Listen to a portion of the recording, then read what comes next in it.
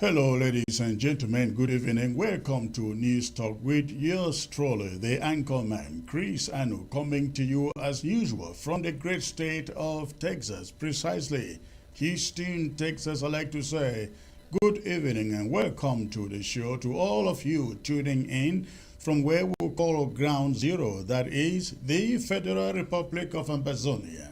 And of course, all of you watching from the diaspora and the rest of Africa, from Cape Town to Cairo in Egypt. Thank you once more for tuning in. I like to say this promises to be very, very exciting. As usual, I'd like you to go ahead and hit your share button. Let everybody know the anchor man is live with exciting news from Amazonia. Please tune in. Stay put. I will be right back in less than a minute. In less than a minute, I will be right back. Stay put, please.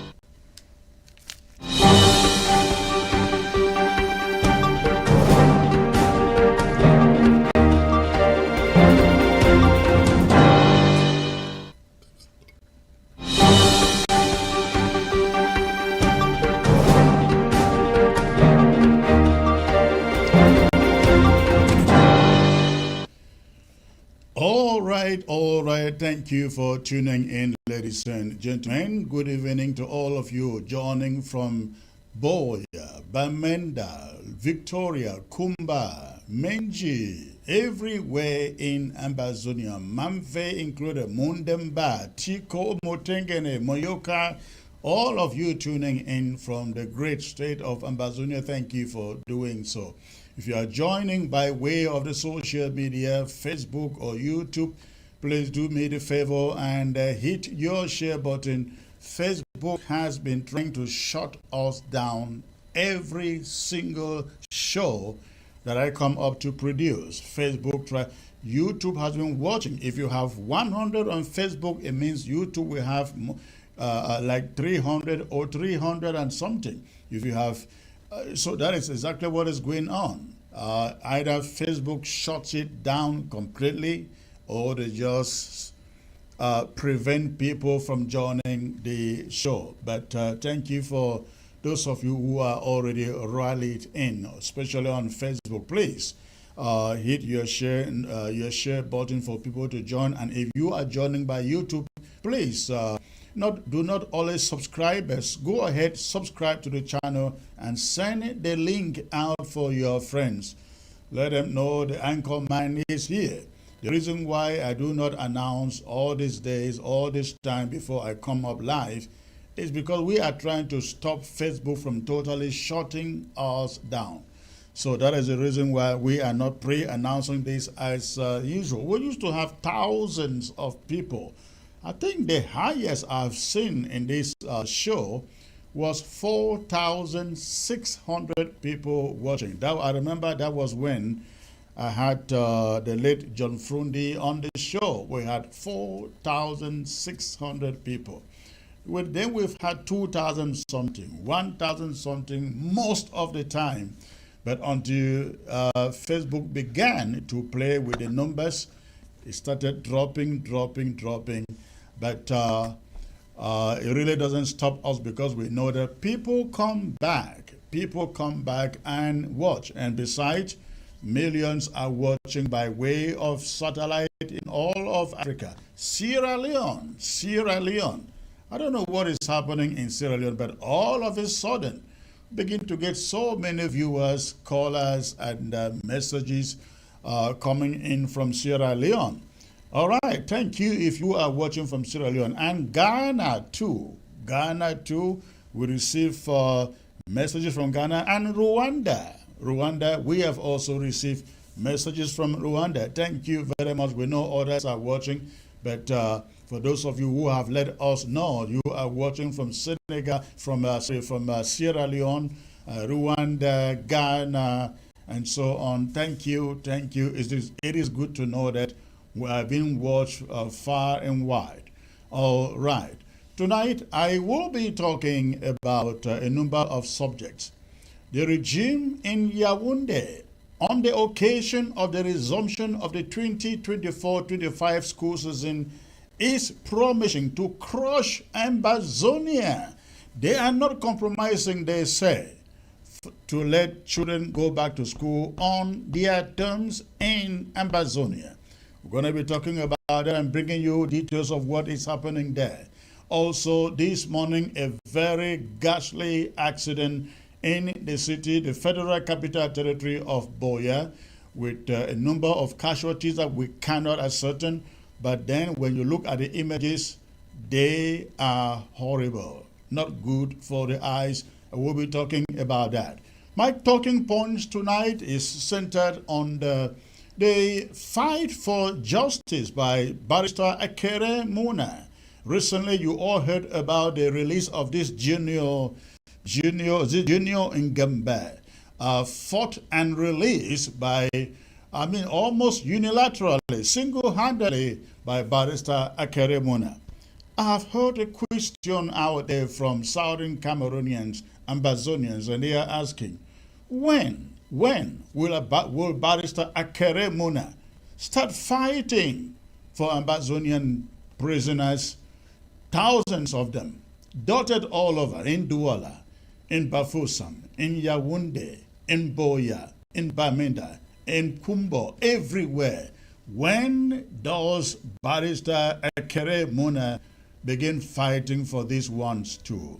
And I will take you to Kumba also, where the Colonial Divisional Officer for Kumba, Ndong Chamberlain, is appealing to all chiefs in the Meme County to resort to witchcraft to convince Ambazonia fighters from stopping schools to go on. Again, Ndong Chamberlain in Kumba appealing to traditional chiefs to resort to witchcraft to convince Ambazonia restoration fighters from stopping schools resumption. These are some of the stories I will be bringing to you tonight, ladies and gentlemen. Please go ahead and hit your share button. Let many people as possible join the broadcast. I will be right back.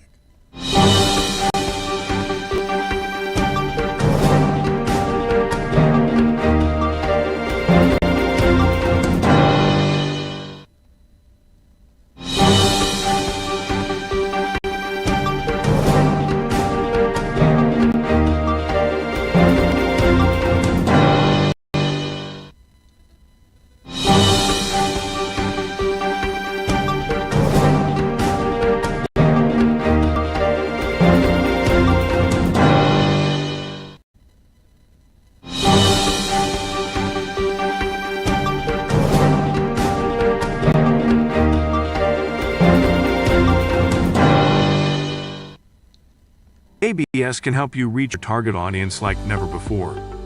Advertising on ABS, you'll benefit from our extensive reach and dedicated viewership. We offer special advertising packages during primetime slots and popular shows. You'll also be featured on our social media platforms, reaching an even wider audience. Don't miss out on this opportunity. Take your business to the next level. Contact our advertising team at absafricativ@gmail.com. ABS can help you reach your target audience like never before. Advertising on ABS, you'll benefit from our extensive reach and dedicated viewership. We offer special advertising packages during primetime slots and popular shows. You'll also be featured on our social media platforms, reaching an even wider audience. Don't miss out on this opportunity. Take your business to the next level. Contact our advertising team at absafricativ@gmail.com. ABS can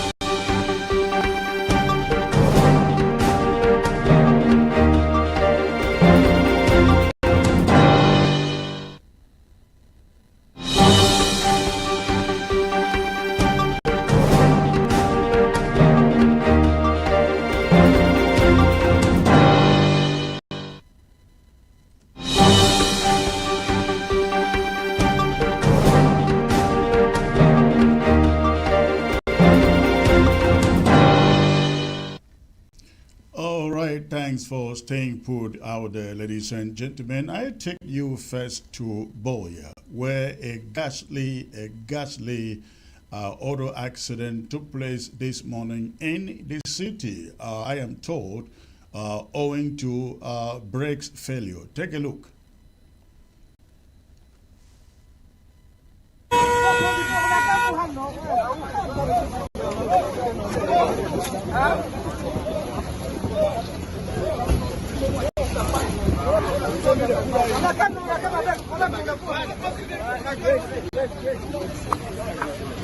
Go against small.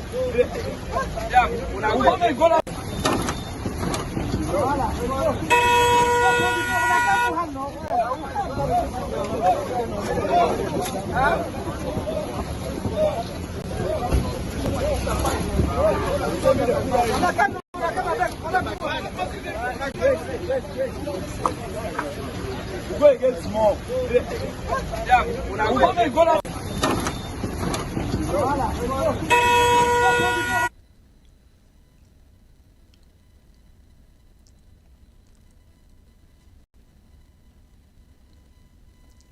Again, what you are looking at there took place in Boya. That ghastly auto accident took place in Boya this morning. I got this report. I do not know this guy reporting and for which media house he was filing the report, but he did a good job. He did a good job, and I'd like you to listen to his report and listen to what happened exactly in Boya this morning. Another day, another accident in Cameroon, and this time around in Boya, chief town of the southwest region. Just recently, the Minister of Transport, in the context of preparations for the kickoff of the new school year, talked about the preoccupying situation of too many accidents happening in the country. And this morning in Boya, we recorded another one. And this time around, it is a truck that reportedly lost its brakes because eyewitnesses say that early this morning, they saw this truck coming down at breakneck speed, and the aid of the driver, whom we locally refer to as Motorboy, was shouting out at the top of his voice, calling on bystanders and vehicles to clear away because they had lost their brakes. And with this, we knew it was just a matter of time before we got the information that the worst has happened. And this is where that truck has ended up its journey, on the wall of the office of the Cameroon GC board in Boya.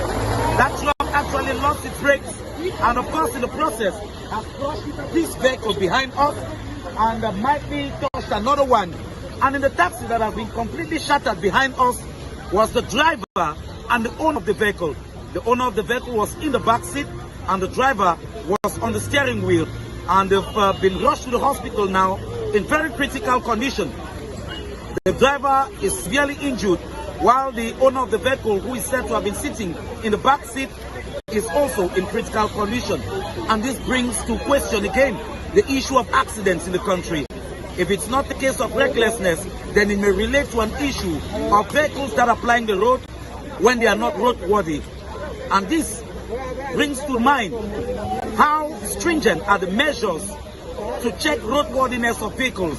Because every now and then when we hear of accidents, if it is not a case of overspeeding and recklessness, then it's maybe vehicles that are not roadworthy. Because for vehicles to continuously be involved in accidents and blame it on brakes that are lost, then it means that these vehicles may not be in roadworthy conditions. And that is why bystanders here and other persons foreseeing what has happened here are calling on the government to be more stringent through its different actors of the field to ensure that vehicles are indeed roadworthy before they ply the road, so that the number of accidents can be reduced. Reporting for Dash Media and Boya, I am Joseph Bueno. Thank you, Joseph. I do not know you, but you did a good report there. Thank you for exposing exactly the reason why we have our people being killed on the roads, not just in Boya, in Bamenda, everywhere in that country by way of accidents. And you are right. Either the drivers are reckless in their driving, or the vehicles do not have, are never inspected before they ply the roads. Because when they say brake failure, brake failure. I don't understand. I don't understand how brakes should fail.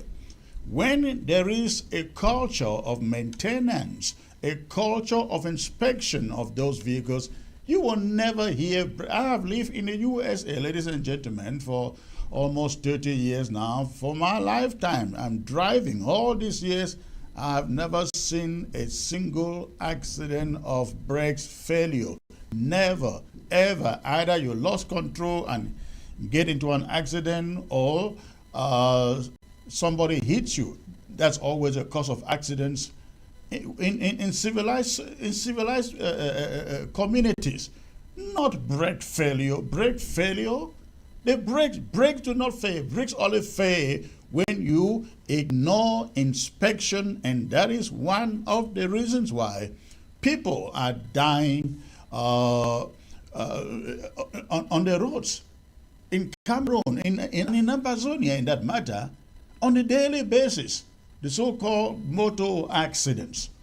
And one funny thing, ladies and gentlemen, is that this is a country that has been so-called independent for 61 years and counting, I believe. I'm referring now to La République du Cameroon. This is a country that has been independent for over 61 years. Over 61 years. That is the truck that they said lost brakes. That is the truck. You can see the truck there. The truck that they said lost. How can a truck of that nature that should be inspected, on a regular basis, lost brakes to cause so much damage? They said not at least 4 cars totaled in that accident. At least 4 cars. And then at least 3 people are said to have been killed right inside the city. But look at one funny thing. Not just that it is right inside the city, ladies and gentlemen. Not just that it is right inside the city. And I invoked the city. I invoked the city because you would expect that happening right inside the city.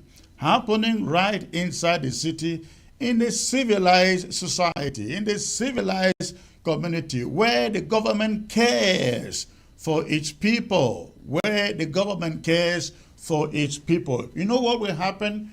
In less than no time, the fire brigade will show up.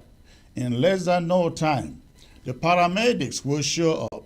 In less than no time, the fire brigade, the paramedic, they will show up. The ambulance will show up to rescue. But look at what boys are using their hands to do. Look at what boys are using their hands to do. In a country that wants us to believe they have been freed for over 60 years. For over 60 years, and they cannot afford a fire brigade. They cannot afford paramedics. They cannot afford ambulance. And these are the people who will come back year in, year out to ask for your vote. Oh, this is very, very shameful. Very, very shameful. Those who have lost their lives, they lost their lives for nothing, for brakes failure. And there is no insurance policy that will cover those cars that you see there, and that will cover the disease, those who lost their lives in the incident. But again, that happened in Boya. That happened in Boya this morning. It is unfortunate. We send our condolences to the families who lost loved ones in the city of in the city of another Boya, day, another in the accident in city of Cameroon. Boya, in that accident. We hope that God will comfort them, and even those who've lost their livelihoods in those taxis. We hope that they will be comforted. And the funniest thing, you look at the police standing there, and guess who is dragging the the wreckage out of the road. It is the civilians. The police stand there, they are looking at it, they do nothing. They do nothing. This is a horrible country, and this is the reason why Ambazonia has to be free. This is the reason why Ambazonia has to be free. We will never have a country, ladies and gentlemen, listen to me, the reason why we are at war, why we are resilient, why we are fighting. Ambazonia will never be a country of this reckless magnitude. Ambazonia will never be that country. We are building, we are looking for a country, we are fighting for a country where every vehicle will be insured. I know that those taxis were insured because if they are not insured, they can't afford to miss the police harassing them with what is the word? Abducting the drivers and extorting them, extorting the drivers. But we will never have a country of this nature. What you find there on your screen, we must have a country in which every car, including motorcycles, okadas, they are truly insured, not the fake insurance that you come to Cameroon you have. I visited that country when this war had not started. I think it was 2013. I had imported a car there, and when I took it from the airport, they told me, you must put insurance policy on the car. You know why? They didn't ask me to, they were not asking me to put insurance policy on the car so that in case of an accident I should be compensated. They were asking me to put insurance cover on the car so that when the police or the gendarme stops you, you will present the paper to them. When I went to the insurance place company in Douala, the owners negotiated with me and said, how long are you going to be in the country? I said, I think 3 weeks. They said, okay, we will give you an insurance cover for 25,000. It will cover you through all the time you're going to be here. Whoever going to be driving the car after you will put his own insurance. And they said, don't forget, if you get into an accident, don't call us. The police stop you, show them this paper. That is the meaning of insurance in that country. When we get Ambazonia, every motor, every everything moving under 4 ways and 2 ways will be truly insured to the effect that when you get into any accident, no matter how big or how small, your car must be paid for by the defaulter. And also, there shall be no bribe in a free and independent Ambazonia. Do you realize that? Do you realize why one of the reasons why people appreciate what goes on in Rwanda, despite the fact that Paul Kagame has been there now almost as long as Paul Biya, just a little bit shorter than that? Laws in Rwanda work. Laws in Rwanda work. You go to Rwanda, I am told, to set up a business, you apply for your business application. If you are not responded to, if your licenses are not issued within 48 hours, you have a toll-free number you are given to call to report that office or that personnel, and immediate action will be taken. No bribery is accepted. You take bribe, you go to jail in Rwanda. We can build Ambazonia to be an example in Africa, just like Rwanda is doing, where every car is insured, every passenger is insured, every driver is insured, and the insurance works. You are an insurance company, you give out, you cut out a policy, and there is an accident and you cannot pay, you will go to jail. And if a policeman will give a false report on an accident, that policeman will lose his job and go to jail to pay for it. That is how a civilized society should be. All right. But this is one of the reasons we are fighting, ladies and gentlemen. I will now take you to another story, and This one is happening. This one is happening in this one is happening in Kumba, Meme County. Now, this story is about school resumption. It has to do with the school resumption in the southern Cameroons, Ambazonia.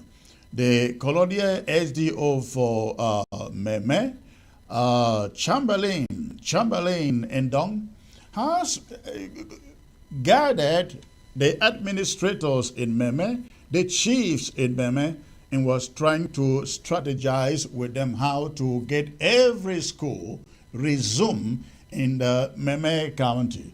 And one of the things that he said that struck my mind is the idea of getting chiefs to use witchcraft. Use witchcraft is possible to dialogue, to persuade Amba fighters to get schools to resume in their various communities. I would like to show you the clip, the news clip. Again, I don't know who is reporting in this clip, but I'd like you to see the clip and listen to it yourself. Listen. In a meeting he convened at the divisional office to brainstorm on the worries and way forward for an effective 2024-2025 academic year, the Meme Senior Divisional Officer Chamberlain Tundong was informed by the Divisional Delegate of Secondary Education, Madam Elizabeth Mokoto Mewanu, on the non-functionality of 43 schools due to separatist threats. One of the main challenges is security, because most of those schools are situated in the suburbs, and that's where the major threat of security is faced. We have the armies, we have the dams, we have police, and many other officers. They should come to places like Konya State Division.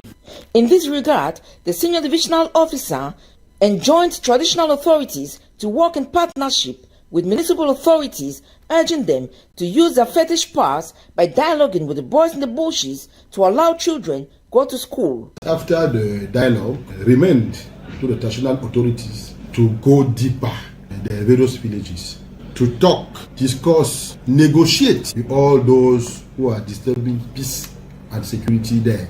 He continued joining his voice to that of the head of state, appealing to these separatists to allow the children, including theirs, acquire knowledge. I appeal, that is also the appeal of the head of state, let them allow our children and even their children to go to school. If not, the forces of disorder are going to face the force of order.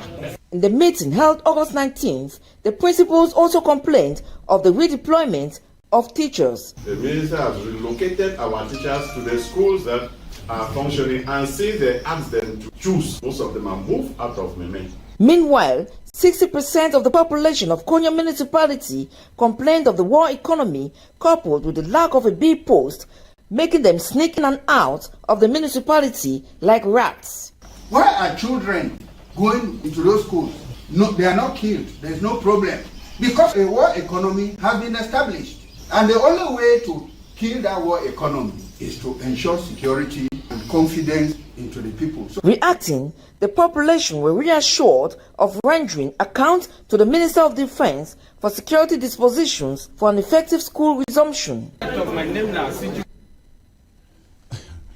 All right, ladies and gentlemen, again, that is coming to you from Kumba. That report there coming to you from Kumba with the stakeholders, the CPD and colonial stakeholders in the Kumba and Meme as a whole coming together to figure out how to get schools to resume in September. And their main fear, Ambazonia restoration fighters. Now, you all know out there, we have agreed here at the interim government with other stakeholders that schools resume in Ambazonia beginning September 17 through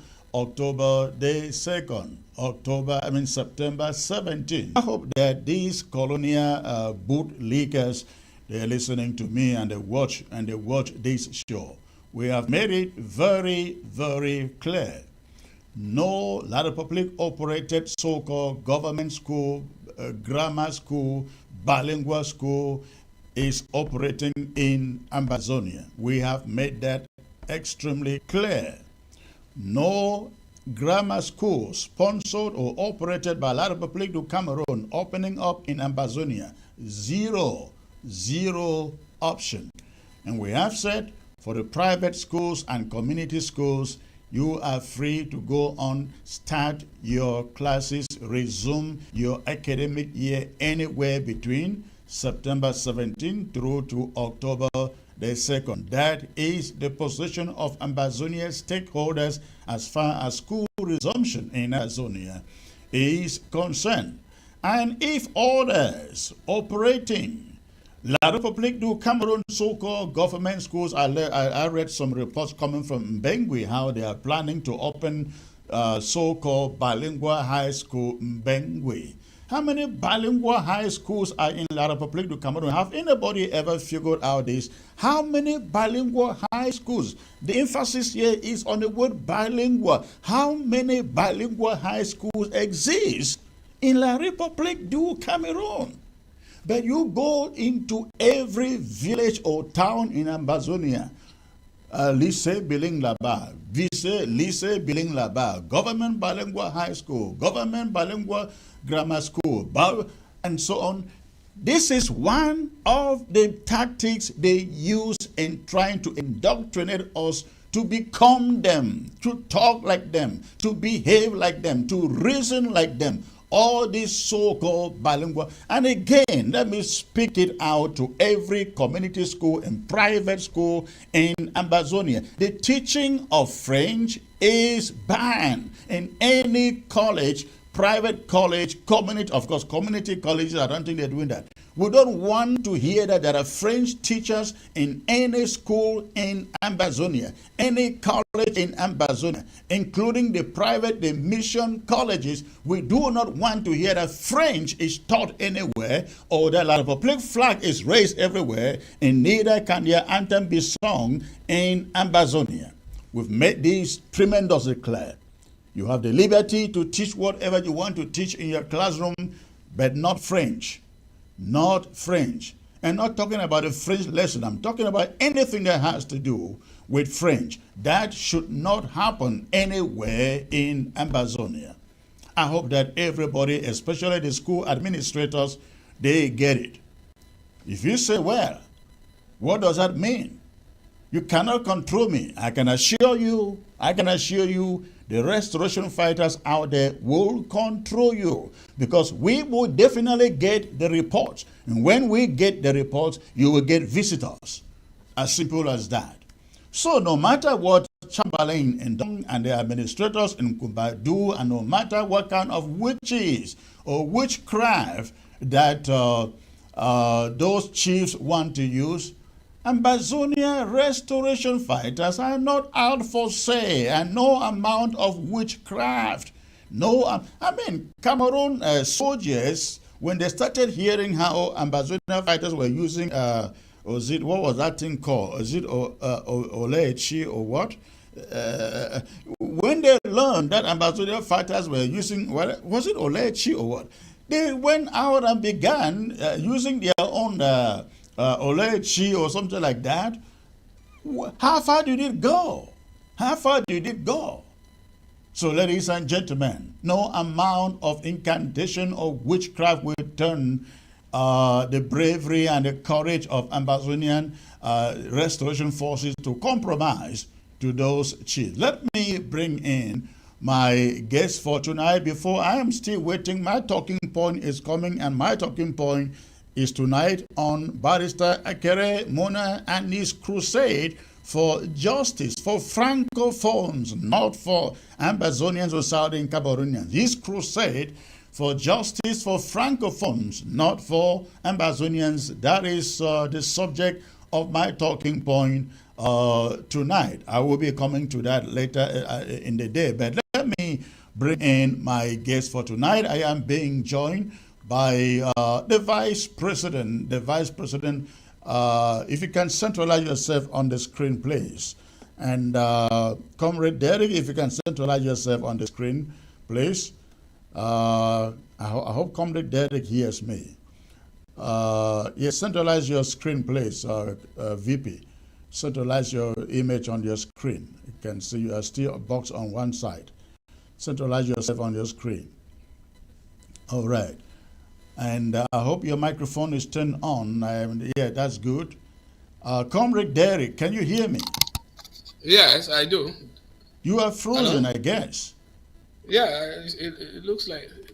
All right, no problem there. But let me take you to, first of all, it's a privilege to have you again. I don't know why you are frozen, but I guess we can hear your voice, which is the most important thing. How are you doing today, sir? Good. And you? All right, good to have you again. And I am also being joined by the Right Reverend Vice President of the Federal Republic of Ambazonia, Reverend Engineer. Good to have you, sir.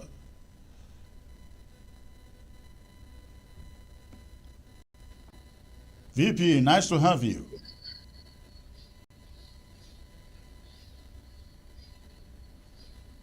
Your audio is not turned on. Your audio is not turned on. Okay, let me, while you can log out and log back, and let me get to Comrade Derek joining from Norway. Comrade Derek, there is this footage that you sent to me. Before I bring you in, I like to play that montage so that first of all, you will give us the interpretation of what is going on, because it is all in French. I am dangerously poor with my French. So I will play that clip, and first of all, you will give us the interpretation, what is going on there. I know summarily, as you told me, they are saying regime elite in the Republic are saying that they will do everything to crush Ambazonian fighters for coup to resume. Am I correct?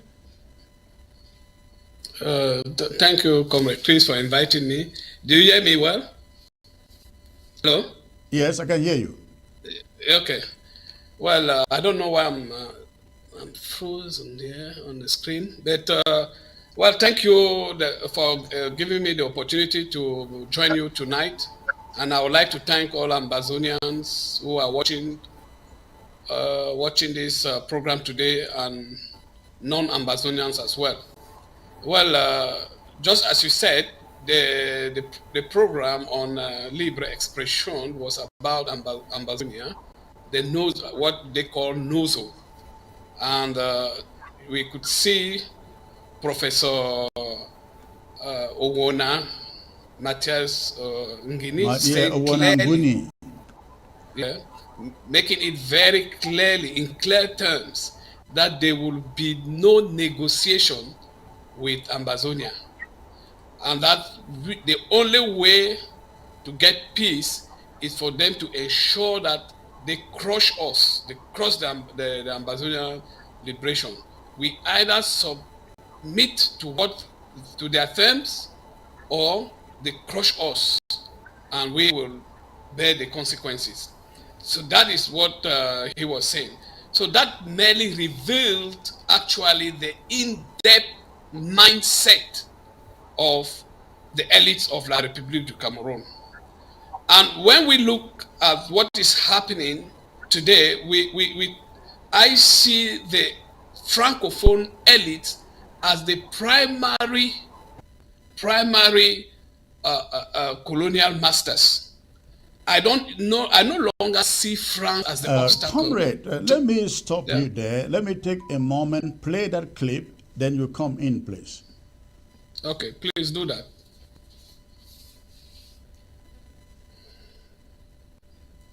Your sound system. C'est une fraction du peuple. Lisons quelques messages, perfecto. Je reviens vers votre plateau par rapport à la crise du Nozo. Elle est attisée par nos dirigeants. Sinon, comment une crise entre nous-mêmes, Camerounais, peut durer autant d'années sans que nos dirigeants ne puissent la geler? Par exemple, le professeur Meillon sur le plateau avait dit que sur une chaîne de télévision, que cette guerre, même si elle dure 50 ans, l'État va la gagner. On peut croire en l'intellectualisme de quelqu'un, mais quand il dit des choses pareilles, on s'interroge, on se demande pourquoi ça. On l'a vu avec, à l'époque, le défunt Atebe Yéné tranché et prononcé avec Kavi. Mais le professeur ne pose pas le problème d'une manière axiale, mais plutôt d'une manière tribale. Professeur Owona, les différentes tribus de la zone francophone peuvent s'entendre pour présenter un candidat qui va représenter la zone francophone. Et les différentes tribus de la zone anglophone doivent s'entendre pour présenter un candidat qui doit représenter tous les anglophones. Et maintenant, la rotation doit se faire entre francophones et anglophones et non pas entre tribus. Dire que chaque tribu pourrait revendiquer le pouvoir, c'est mal poser le problème. Au nom de la paix. Au nom de la paix. Au nom de quoi une solution coloniale résoudrait les problèmes. C'est elle qui a résolu le Nigeria, c'est une solution coloniale. Elle est coloniale là-bas. C'est une solution coloniale. Oui, mais on n'a pas vu pour le moment. C'est tout simplement ce qui défend.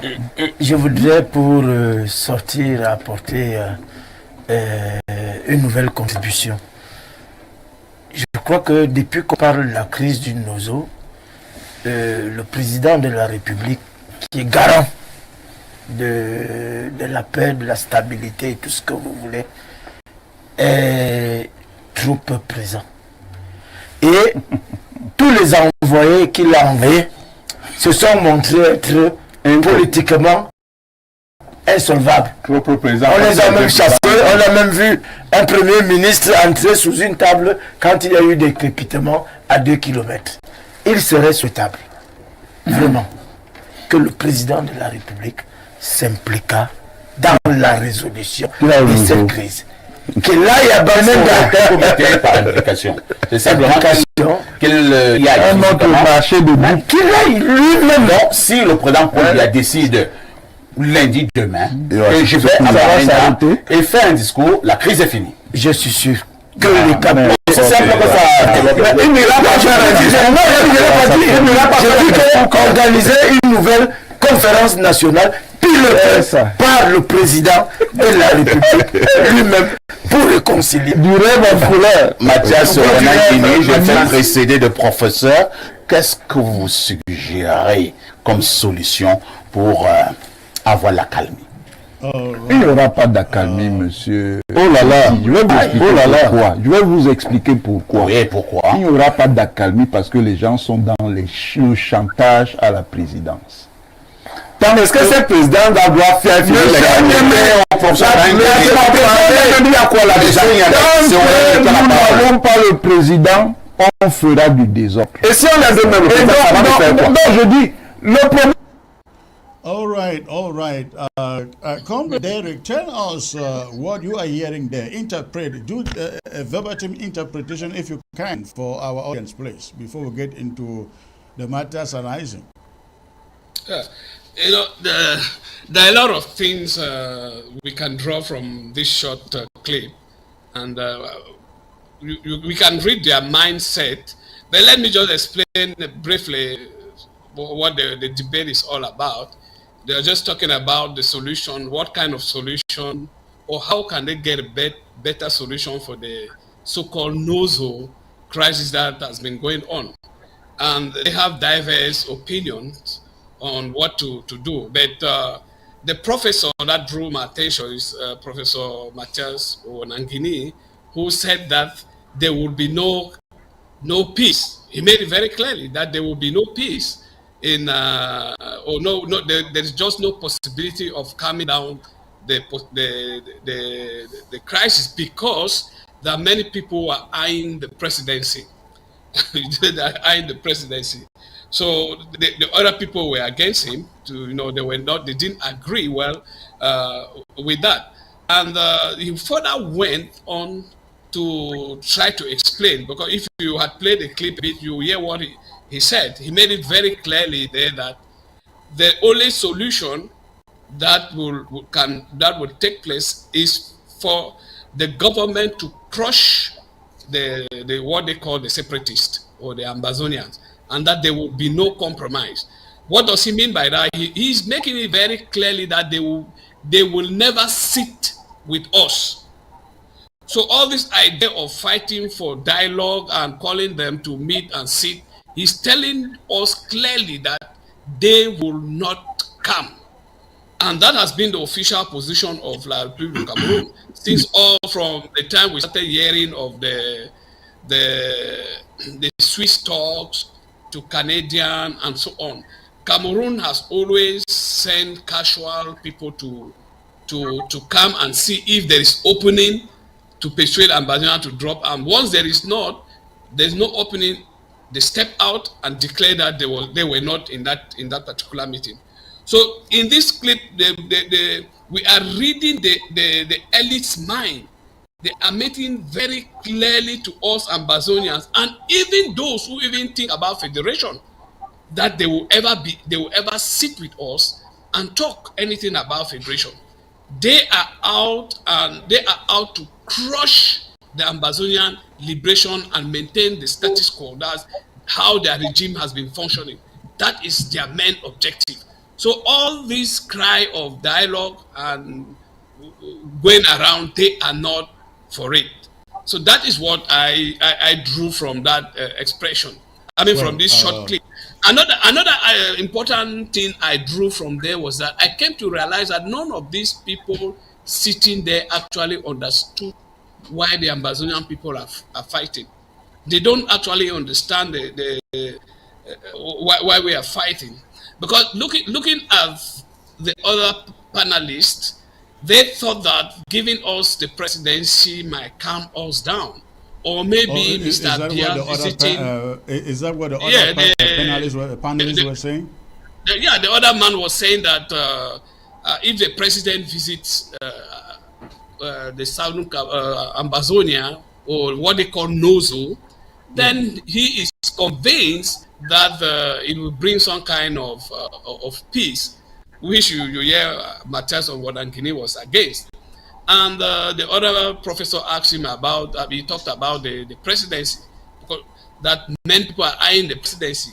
And he asked him, but what is there? What if even they give them the presidency, what would be wrong?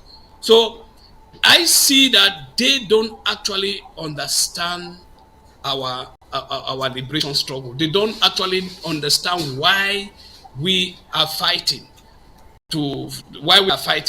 And I can see that those who actually want peace there, they believe in some kind of federal system, but they don't understand that Ambazonians' fight is not about a system, because we never even came closer to be with them based on federal system. It was not, the plebiscite vote was not about forming a federal system.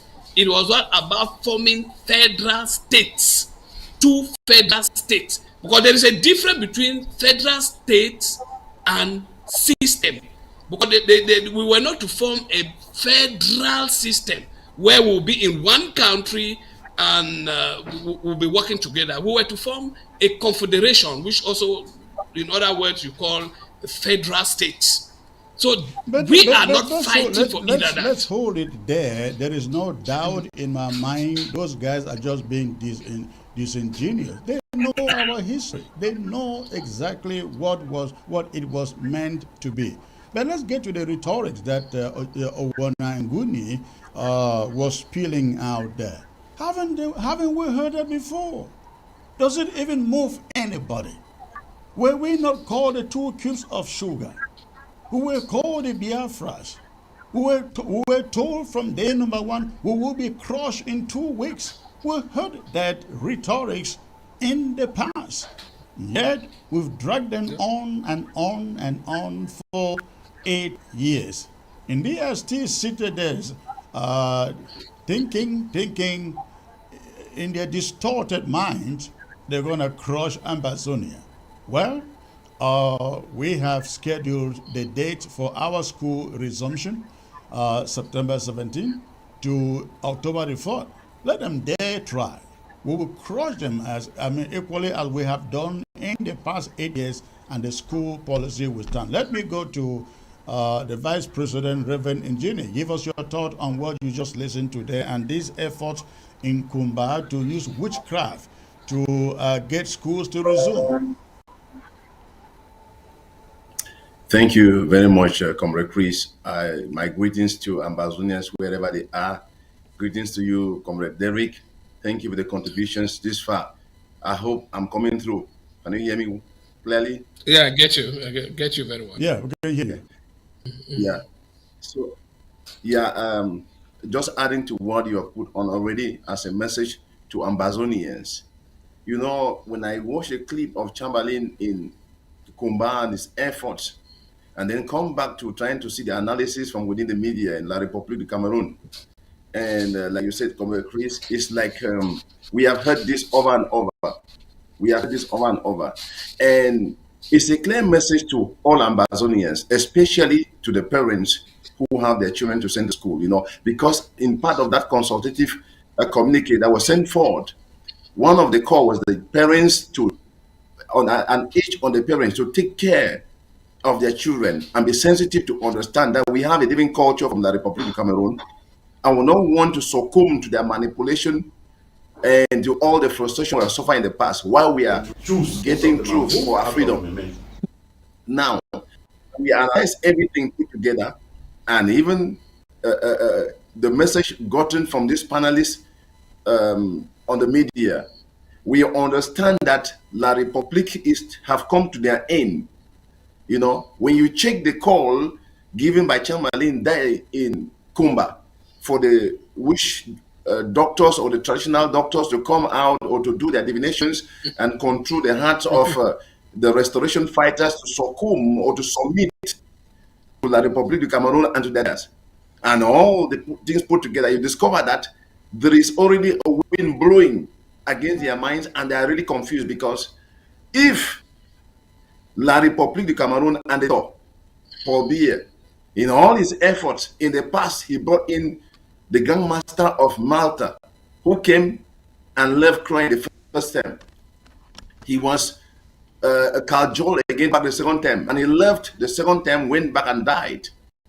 We have known about cases where he brought in witches from Benin or the Republic of Benin and other parts of Africa with all kinds of divination and incantation against Ambazonia, beside his brutal means of trying to execute this unjust war that was against our people. It has never succeeded. You know, you remember, Comrade Chris and Comrade Derek, that sometime in 2021, there were also traditional doctors and some chiefs that came out from the southern zone and were released some divination, some witchcraft manipulation against all kind of curses to all the restoration fighters and even to some of the leaders in the diaspora. Where are those people today? They should have been the one telling Chamberlain, we have tried to do this thing on our own, and from our altars of our own convenience, it never worked. And we don't think that from a stranger's voice, we can be compelled to do anything that can work at this time. And he should be able to tell them that we have had people who came at an international level with called by the dictator against the southern Cameroonians, against the Ambazonians, and they never succeeded. Now, you know, for them to begin to intimidate or kind of send for a message, which is what we have heard before, which is what moves no Ambazonian restoration fighter. It has not moved them, and it cannot move them. Everyone, every son of La République du Cameroun that is to defend this dictator against their own land, our people and our land will only be victims when they come into the southern Cameroons, anywhere they go in. Most of them have gone and they will never come back. They have seen cases, and it's recurring every time, of people who are zealous to defend the cause of this wicked worst master. Anything that happened to La République du Cameroun that is worse is the coming of Paul Biya to power. And anyone that stands out for him within or without, to serve his ego at the expense of his own very life, suffer as a casualty. And this is what we are saying, and this will come to pass. So it's a caution to the private schools from within the Southern Cameroons and Amazonia, to all the community schools, that there is, we have given them this announcement, and all this is a kind of reiterating the wordings of that announcement. Let nobody risk before the 17th of September. The opening dates remain between that 17th and the 2nd of October. And caution is given to the parent, and caution is given to the leaders of the missions and the private schools to make sure they safeguard their infrastructure and all their staff by complying with the Ambazonia, because there is no retreat, there is no surrender.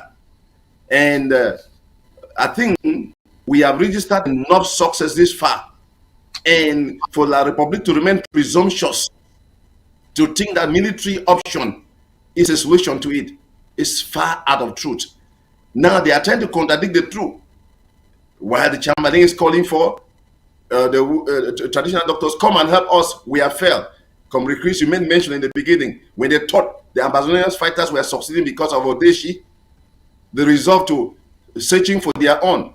It never worked anywhere. Till today, they have discovered that name died, and Ambazonia is still prevailing. It's a God-ordained revolution, and there is nothing that can stop it.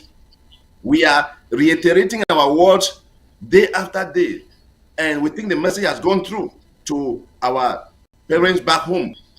Freedom is coming, and La Republic is paralyzed in their efforts.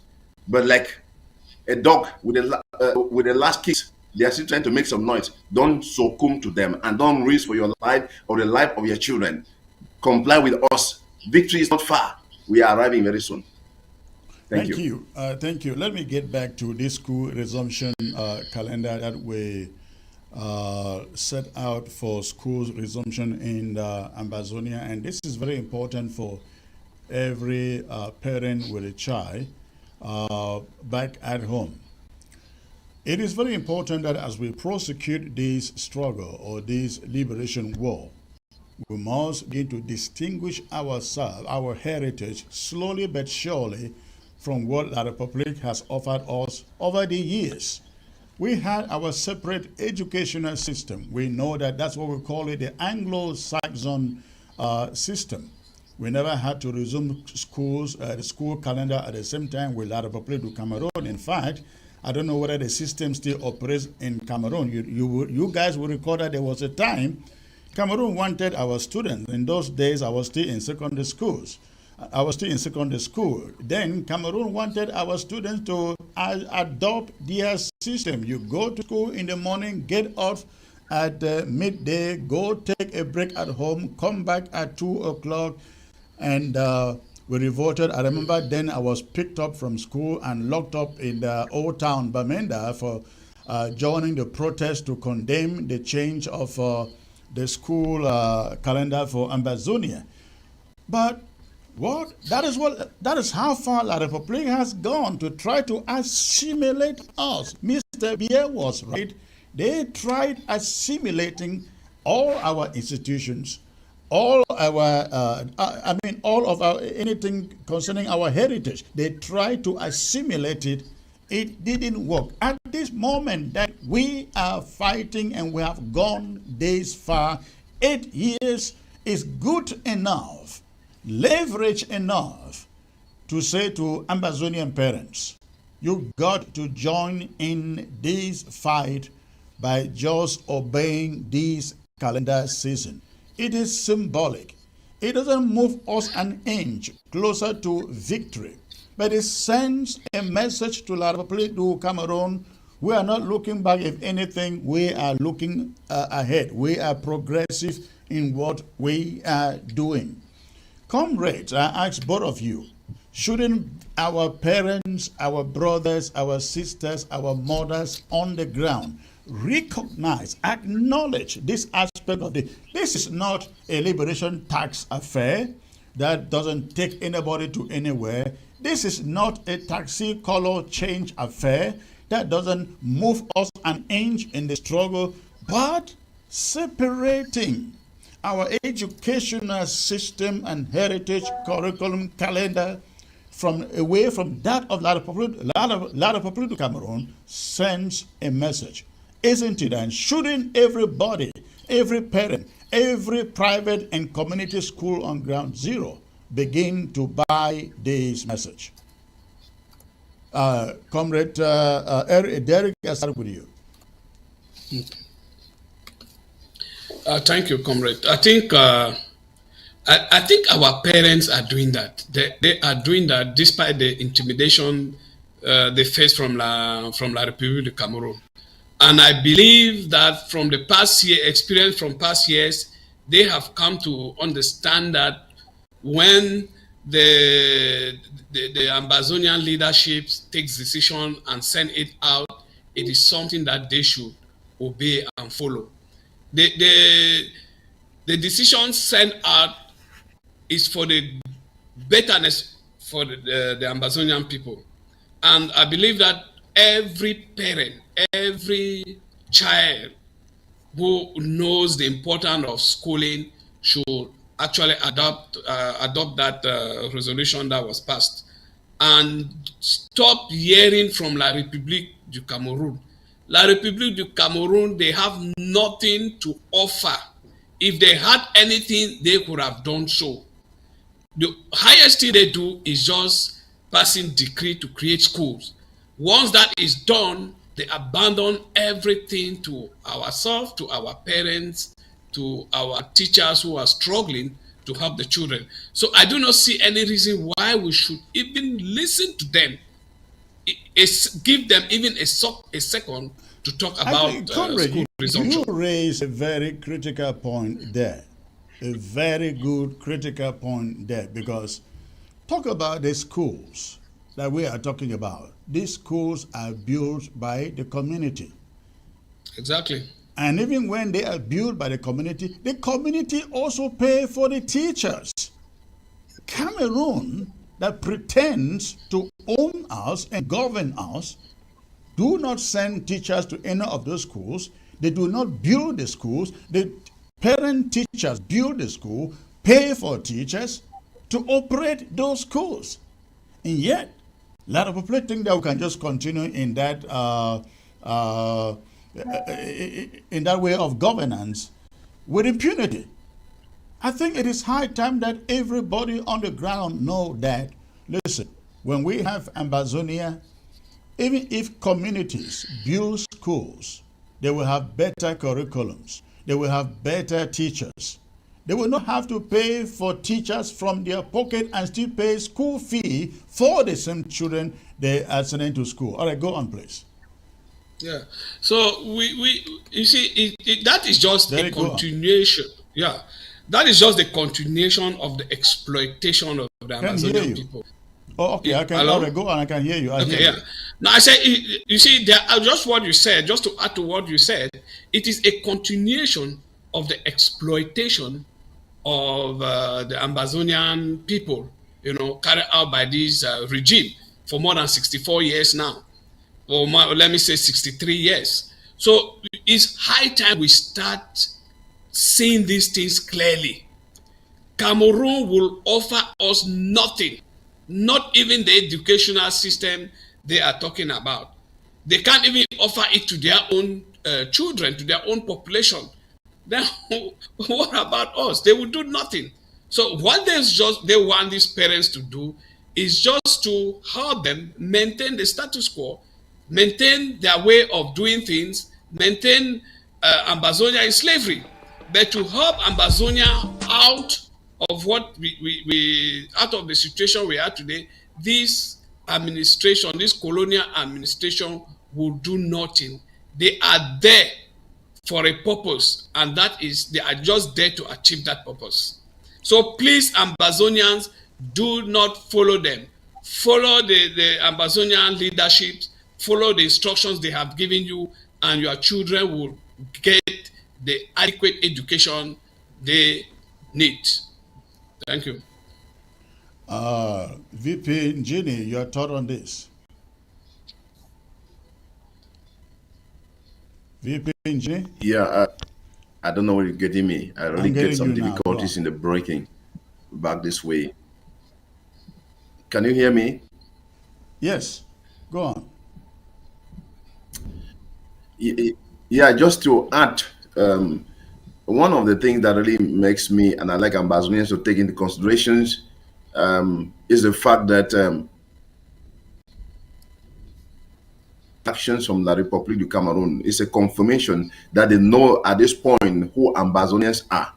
They have been able to recognize the leadership of the Ambazonian liberation, liberation this far, and they wait for their messages with fear and trembling. And you know, it is like they are helpless, because if they were wise, they would just have to stay quiet. But now, staying quiet just means they're confirming. So they want to speak forth to say we are still there, but which cannot work. And so this is an encouragement to Ambazonians everywhere they are, even those who have been thinking otherwise and dragging their feet in cooperation, to see that we stand up as one man for our freedom as soon as possible. To know that this struggle for the freedom of the Southern Cameroons is not a joke. We have come this far, and we are not retreating. And that La République and all their enablers know already that we are in charge of our land. The wordings of Comrade Tassan Wilfred sometime in 2017, when La République called back the puppet prime minister when he fell in the mission of trying to cajole the teachers and the lawyers when they formed the consortium, and then the result to trying to ban, they say they ban anything called the consortium, ban anything called Ambazonia or Anglophone or whatever. Then at the end of the day, they say schools are starting come January 8. In the meeting, and he convened as we first stood forth by, and then told them that January is coming and the 8 is coming. It will not stay, it must come to pass. But then you will know whether we are the ones in charge of our land, our country, our people, or you, foreigners.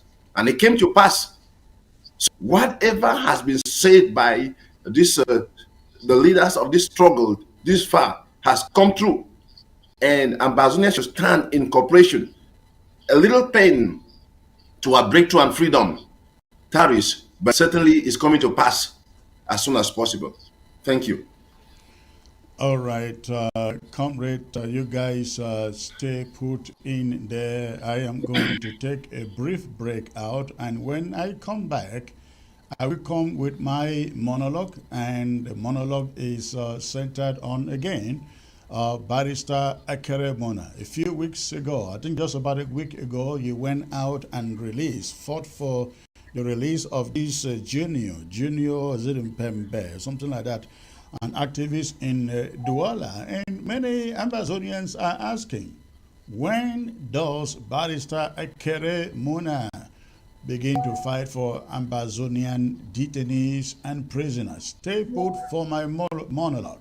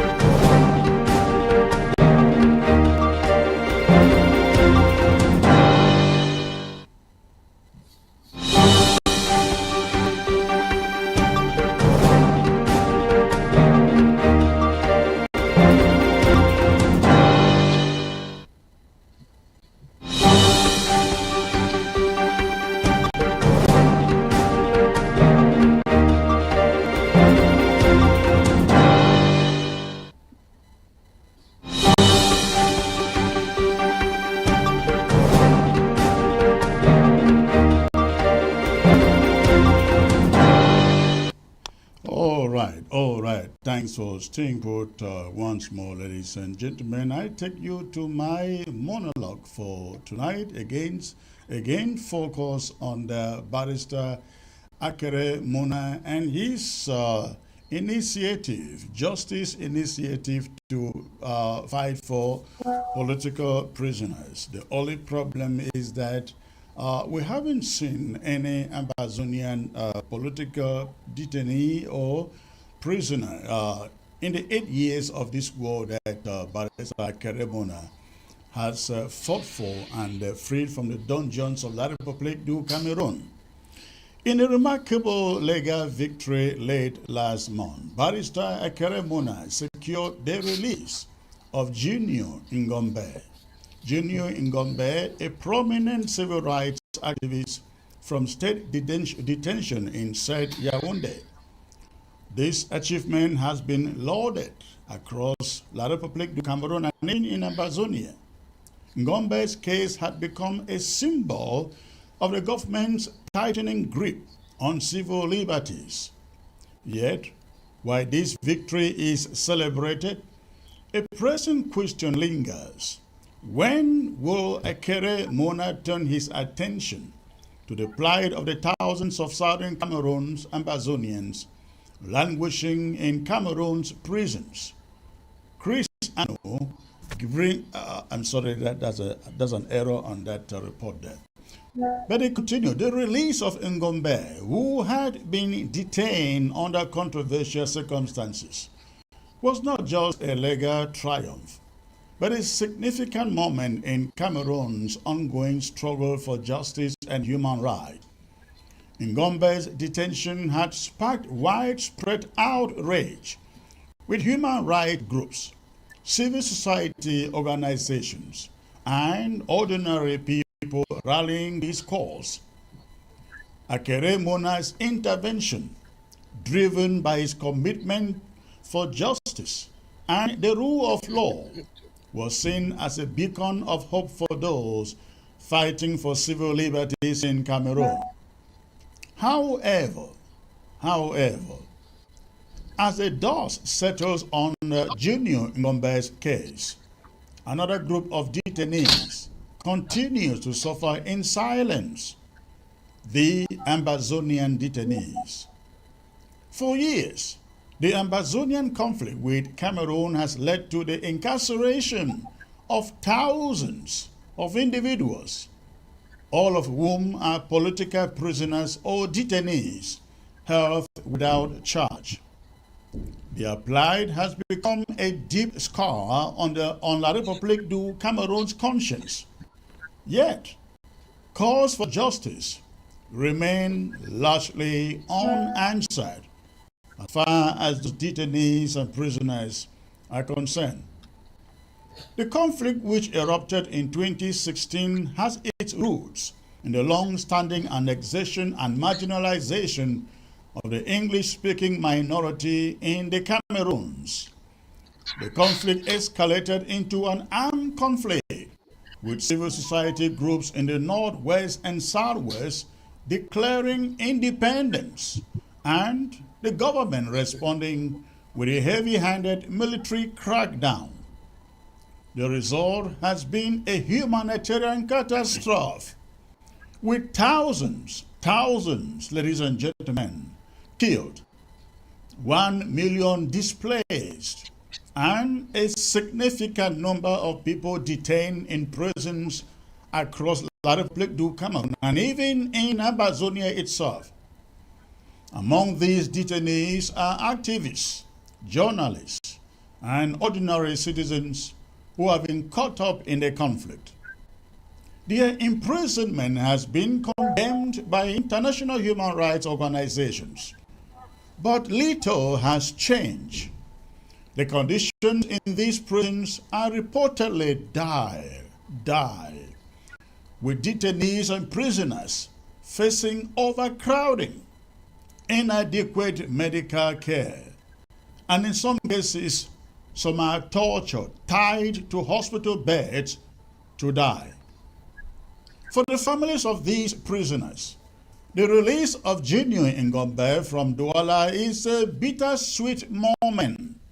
While they celebrate the fact that justice was served for Ngombe, they are left to wonder when their loved ones will receive the same attention from the legal system and, of course, from the legal luminary, Barrister Akere Muna.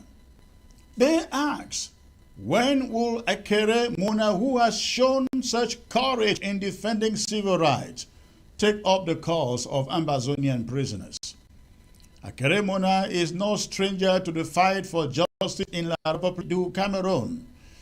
As a seasoned lawyer and a former president of the Cameroon Bar Association, he has been at the forefront of several high-profile cases. His reputation as a defender of human rights and the rule of law is well earned, and his recent success in securing Junior Ngombe's release has only bolstered his standing. However, Muna's silence on the issue of Ambazonian detainees and prisoners has not gone unnoticed. Critics argue that his focus on Francophone cases, while commendable, has left the Southern Cameroon's community feeling abandoned. They question why Muna, with his considerable legal acumen and influence, has not taken up the cause of those who have been disproportionately affected by the regime's crackdown on Southern Cameroon's activists. The Ambazonian detainees represent a significant, ladies and gentlemen, a significant moral and legal challenge for anyone advocating for justice in La Republique du Cameroon. Their cases are politically charged, and La Republique du Cameroon government has shown little willingness to compromise on this issue. Yet, for Muna, who has built a career on standing up to power and defending the marginalized, these cases could be the ultimate test of his commitment to justice. As Muna basks in the praise for his recent victory, the pressure is mounting for him to address the plight of Ambazonian detainees and prisoners. Activists, human rights organizations, and the families of the detained are calling on him. They are calling on Barrister Akere Muna to extend his advocacy to those who have been imprisoned without a crime. The question remains, will Akere Muna rise to this challenge? Will he take on the daunting task of securing the release of Ambazonian detainees just as he did with Junior Ngombe?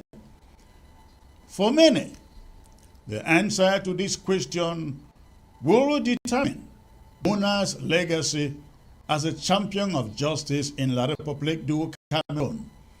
Ambazonians watch and wait, hopeful that the same tenacity that freed Junior Ngombe will soon be directed towards those still waiting within the confines of the gulags in La Republique du Cameroon. And that is my talking point for you today. Let me take you back to my guest out there. You have listened to it, Comrade Akere Muna fought furiously to get Junior Ngombe, a citizen of La Republique du Cameroon with base in Douala, released from the gulags in Yaoundé. Junior Ngombe was an activist, social media activist, who was randomly picked up and dumped in jail for being vocal against the injustices that obtained in La Republique du Cameroon. Akere Muna championed the case and got him freed. But the question again is, Ambazonians are asking, we have thousands of Ambazonian refugees languishing in prisons in La Republique du Cameroon. I'm talking of Sissiko Ayoktabe, talking of Tassang Wilfred, Eyambe, and the rest of them. Abdul Karim Ali, and the rest. Haruna, you name them. I can't name them all. I don't even know all of them. The BBC and so on. How come we don't see Barrister Akere Muna taking up the government of La Republic of Cameroon for these other prisoners who indeed they come from his own part of the country? Comrade Derek, I start with you, sir, if you can attempt to answer.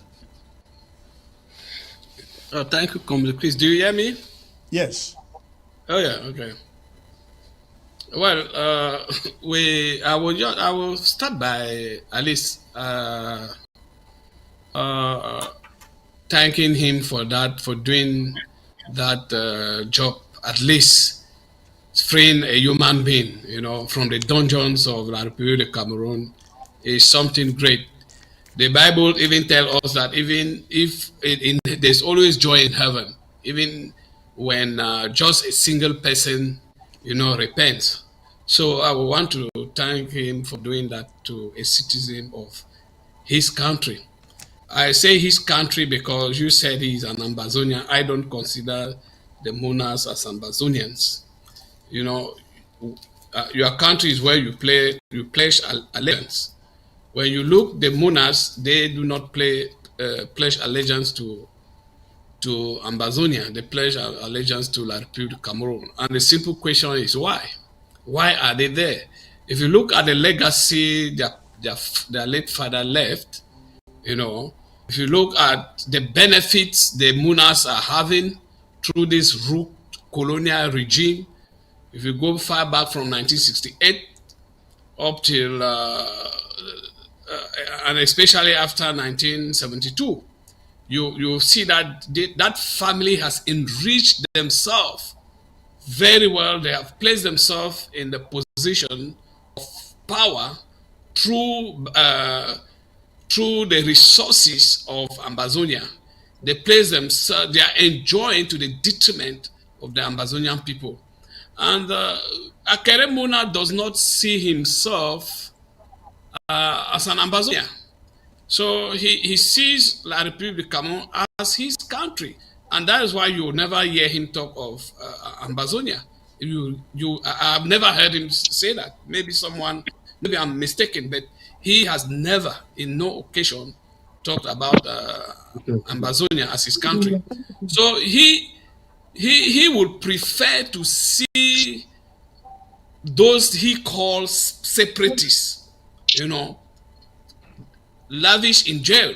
He want to see them killed, and he want to see that this situation is, this situation calms down, so that he can keep on enjoying all the facilities he's having in peace. He want to travel, maybe come to Ambazonia, go to Victoria, go to Bamenda, do one of two things as he has been doing, and then get back to his country. So he will never want to defend the people he calls separatists. He will never want to do that. And okay, comrade, you hold on there for a second. Summer Thomas has just joined the show. Let me see if he can respond to this inquiry. Summer, I see your camera is not steady. Get it steady, and so I can bring you in, sir.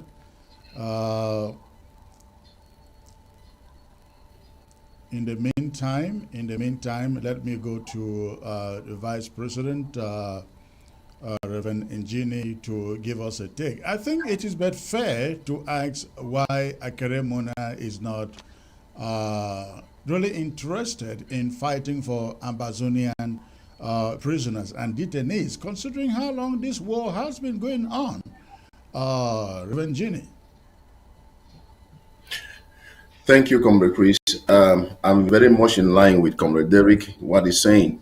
And I want to think that one of the reasons why Akere Muna or Barrister Akere Muna may not have shown up this far to speak forth for the cause of the Southern Cameroons and Ambazonia is because they have greatly him and his siblings had greatly, or some of his siblings had greatly enriched themselves and established themselves in La République du Cameroon, so that with the lustful eyes of what they have, it's like, let's stay in Egypt and suffer, though we are a covenant people with the blessings of God upon our life. No reasonable Ambazonia will be able to understand the fact that the father, Ben Muna, or Solomon Ben Muna, left the kind of legacy he did in his own day and generation. And a son like him, who have studied, who has, been well educated in this kind of time we live, will have this kind of opportunity he has, and will have nothing to do with the cause of his own people, not even a word to speak out. I have never heard him, like Comrade Derek said here. Now, we know about his elder brother, Ben Muna. You know, in 2017, late 2017, he had to stand out when he saw the youths standing out, the youths of Ambazonia standing out to say enough is enough. We have reason to fall or to sit back no more. We are getting home and we want our country restored. He told them when the camera was brought before him and the microphone, he said, they have the right, they are doing the right thing. They should not live and suffer like we have suffered and then die. I have not heard any of the siblings speak like Ben Muna spoke before he died. And this is his brother who has more an international credibility in his advocacy. I think what we are saying here now to him, because whether he's listening to us now or not, he will certainly get this message in one way or the other. I know people who are connected to him who will tell him, check what is going on in ABS now. There is a message that concerns you. Since when you started this program, you introduced, and as an intellectual, he should be curious to hear what's going on.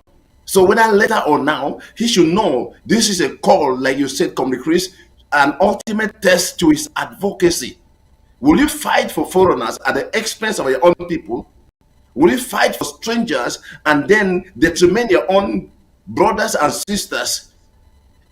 So it is something far beyond my understanding that till this moment, he has not been able to say anything to the cause of his own people, our own people. But does it mean he has fully sold his heart? You know, in 2018, when this our freedom struggle was amplified and it went through the international corridors that we are not retreating, we are going through, he had to he pledged his candidature to stand in for elections in La République du Cameroon. I don't know whether you still remember that. Yeah. Could it be he has sold his conscience and his senses to remain a citizen of La République du Cameroon? And if then his children, who should have been able to benefit from his grace, how are they going to face the future? Will they have any grant to come into La République, to Ambazonia when we have a freedom sooner? This is a big challenge. So this is a call for him to rethink. You know, it is better late than never, it's said. From the victory he has shown to Junior Gombe, the TikTok social media activist, he can step out to speak for, because the international community is watching at him at the moment. The question we're asking here are questions that people are asking in their silence, but we are asking aloud because it concerns us, and we are taught he was one of us. Could it be he was waiting for this time, the timely call to wake up or to stand out and to rewrite the history which his father fell in the manipulation and helplessness of the Republic in the past, and then to help himself and to rescue the future of his own children, or to secure the future for his own children and those of his own siblings? This is what we are wondering about. And this is my point, my take in that. It's great to have you back onto the show. Barrister Akere Muna is someone who rubs shoulders with a lot of international leaders across the globe. I wonder whether wherever he goes, he is asked his role, the role he plays in the conflict in his own country. I'd like to hear your thought on this, Comrade Sama.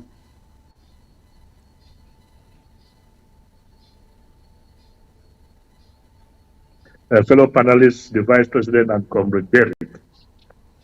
You asked me about Barrister Akere Muna and his international standing, and questions asked to him by his fellow colleagues of the legal standing. I don't understand. Maybe they are asking Akere Muna that question, but as an enabler, what do you expect Akere Muna is going to respond to these people? Let me cite one case that have been pointing out Southern Cameroon severally about the Muna's family, which we are not picking it up. My late father was transferred from Lagos in 1964 or 65, as I heard, for my senior brother wasn't even conceived then, to work, to return back home and work with Atlantic Beach Hotel. Atlantic Beach Hotel then was a government hotel in the Southern Cameroons, but today, Atlantic Beach Hotel is the property of Muna. Oh, for real? Yeah. Yes.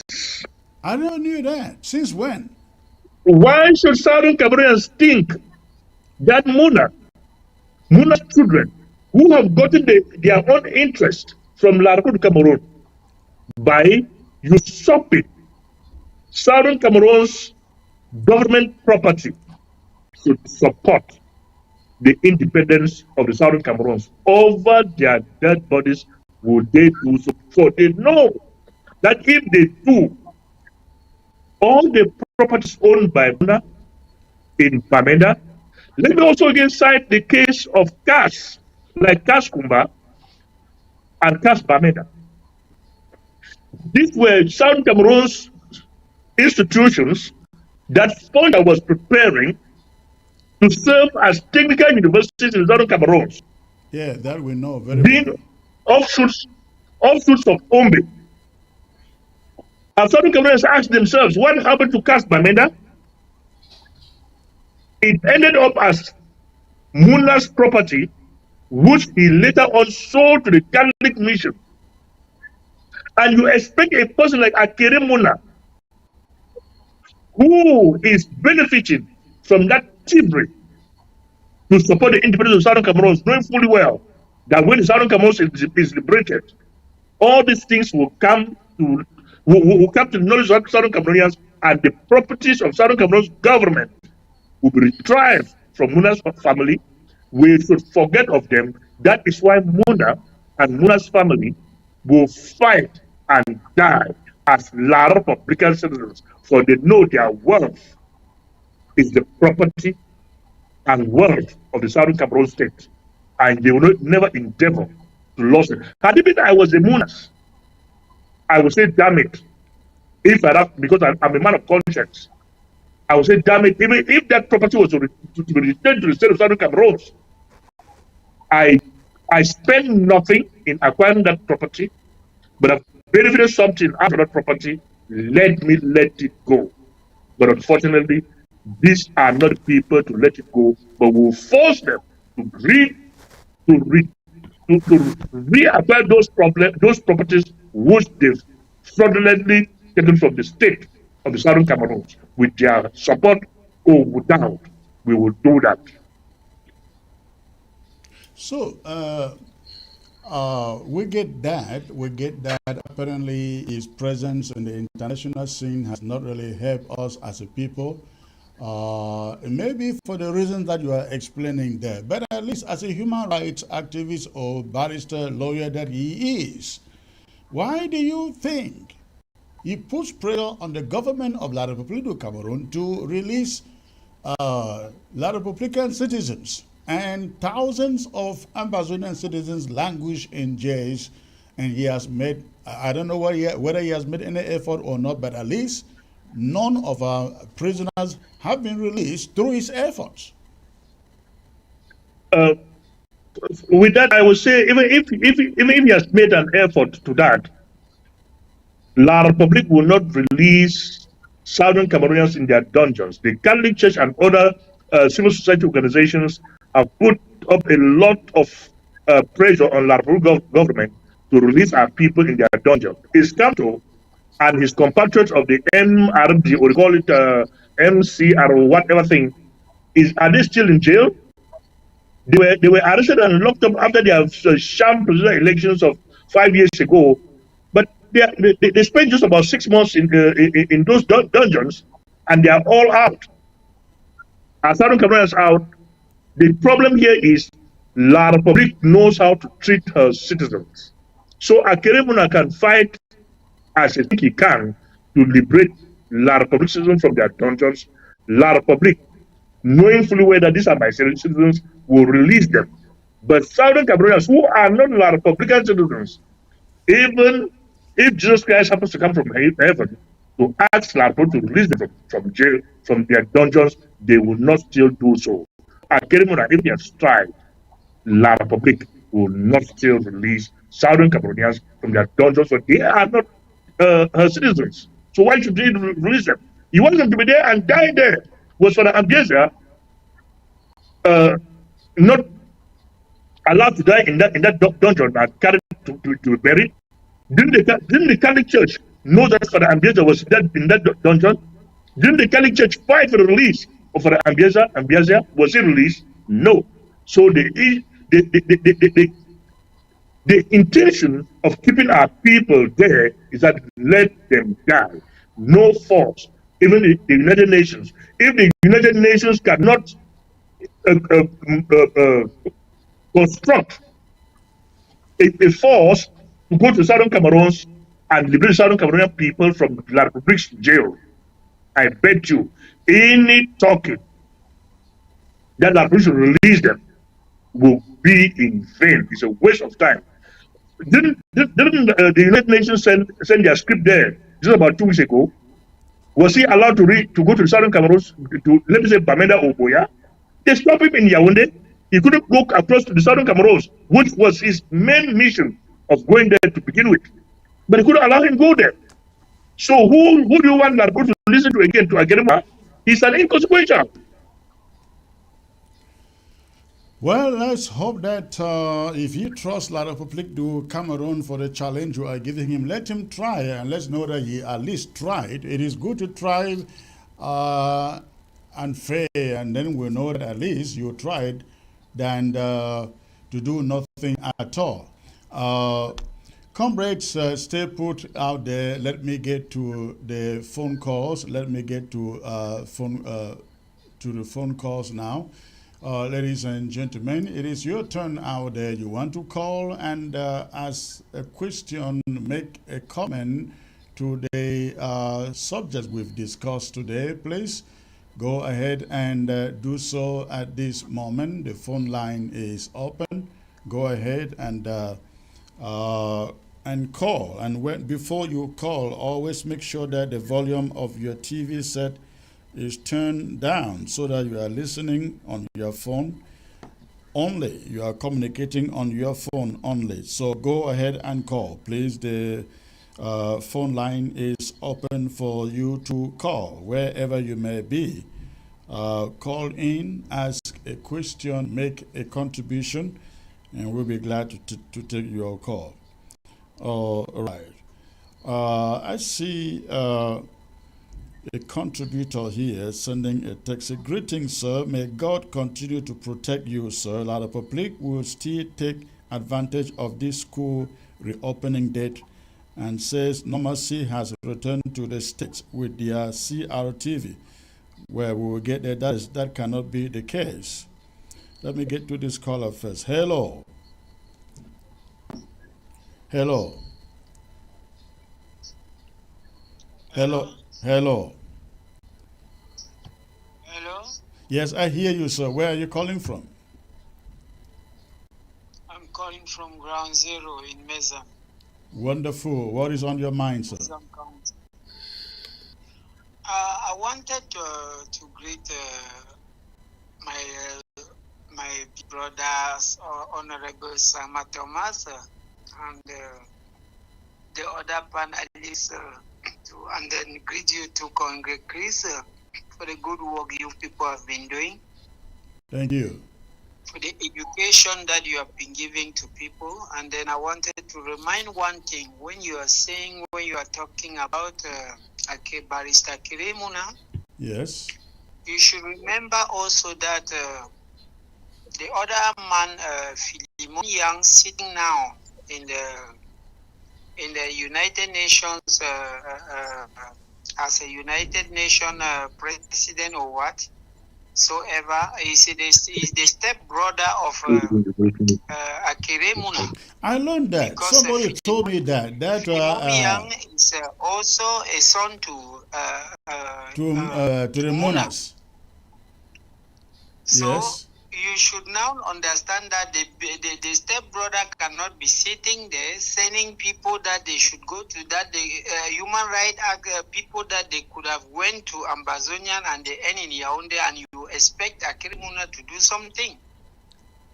Right. Akere Muna has nothing to do. Akere Muna is tied up because he cannot do anything. He's inside, he's having his transaction, his business inside Cameroon, and he's having missions outside of the country sent by the government of La République du Cameroon. So, if he dare do anything like that, he will fail. And they give him that position to release that child, because if they did not give him that position, he could have been like a ridiculed somebody. So they give him that position to release that person because they want him to feel relevant in front of people. So that's just why. That's just my short contribution. All right. Chris, continue the good work you are doing. We are with you people every day, every time. All right. Thank you for the call, sir. You remain safe out there. Thank you. All right, the line is open. Go ahead and call in and contribute to the show. Let me go ahead with this guy's message. He said, greetings, sir. May God continue to protect you, sir. La République will still take advantage of this school reopening date and say normalcy has returned to the States with their CRTV. We were supposed to distance our school year from theirs so as to disrupt their school year. You cannot disrupt their school year, and we have distanced our school year from theirs. Theirs start on the September 7, ours start September 17. So not in any way close to their own. And we cannot disrupt their school year. We cannot disrupt their school year. That is not possible, because their school year has nothing to do with us. All right, so I get your message. Let's get to go ahead and call. The phone line is there on your screen. The phone line is there on your screen, so you go ahead and call. All right. So let me get back to the panel. Let me just add something. VP. I was just about adding something from the case. Of school resumption, on this subject of school resumption, where the leaders came out last week and agreed on this date to distinguish between Ambazonia's calendar, educational heritage, and that of La République du Cameroons. Some people have been so mad that something that was meant to build a sense of unity and cohesion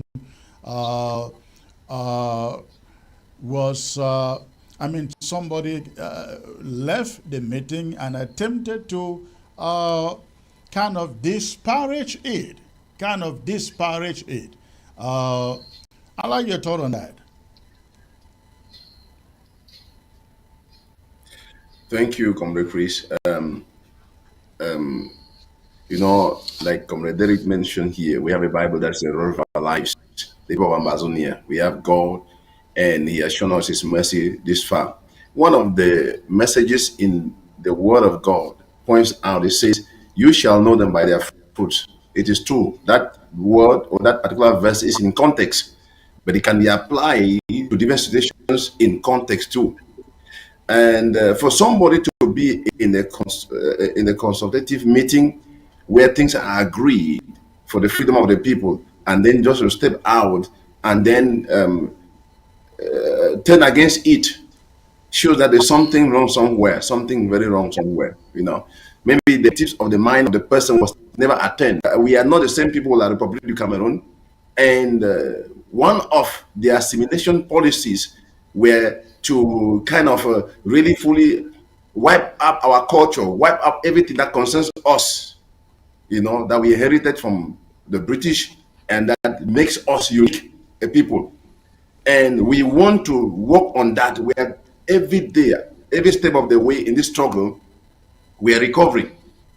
And every time the leaders bring forth a message, it is with an objective view and look into the future to safeguard our heritage, to safeguard our identity, and so that we will be the people we look forward to be. You know, in the beginning of this program, you were mentioned when you introduced the sad case of the kind of vehicles that plow the roads in that country, and the fact that there's nothing legal, like, you know, you saw the forces of law, which are in reality the forces of disorder, standing there like spectators, you know, watching how helpless people are struggling with empty hands, without gloves of any kind. These are the pictures, very sad.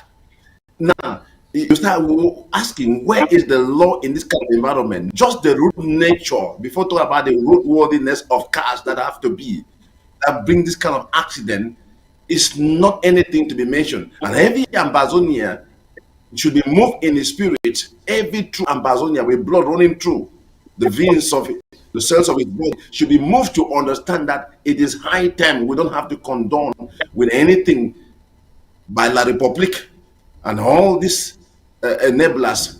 So it's a big message. It's a big message, and ambassadors should be able to know who are their true leaders from that reaction. Those who are not yet known, some of them will be finding out after now. But as you get to know, your mind should be ripened, your spirit should be quickened, and your zeal and resilience should be submitted to say, I give my push at any level I can do, whether at the level of the ground zero or in the diaspora. You know, for diplomacy, we need the support of one another, because sooner or later, when I listen to Honorable Sama Thomas spoke here, the thing he talked about the Atlantic Hotel, you know, it shocked my heart. And I'm saying, but this is so true, and people are wicked to this point and will not want to identify with their own people. Could this not even be a reason in order to fight for, let me fight with my people, so that at the end of the day, I should not be repelled or rejected or ejected, but be given a chance of consideration that as a patriotic citizen, no matter the corruption of the past, I have yielded in so that I can restitute. That not be a reason. So ambassadors should be able to mature in their reasoning, their understanding, their zeal and resilience to know who they should listen to. Henceforth, that's my take.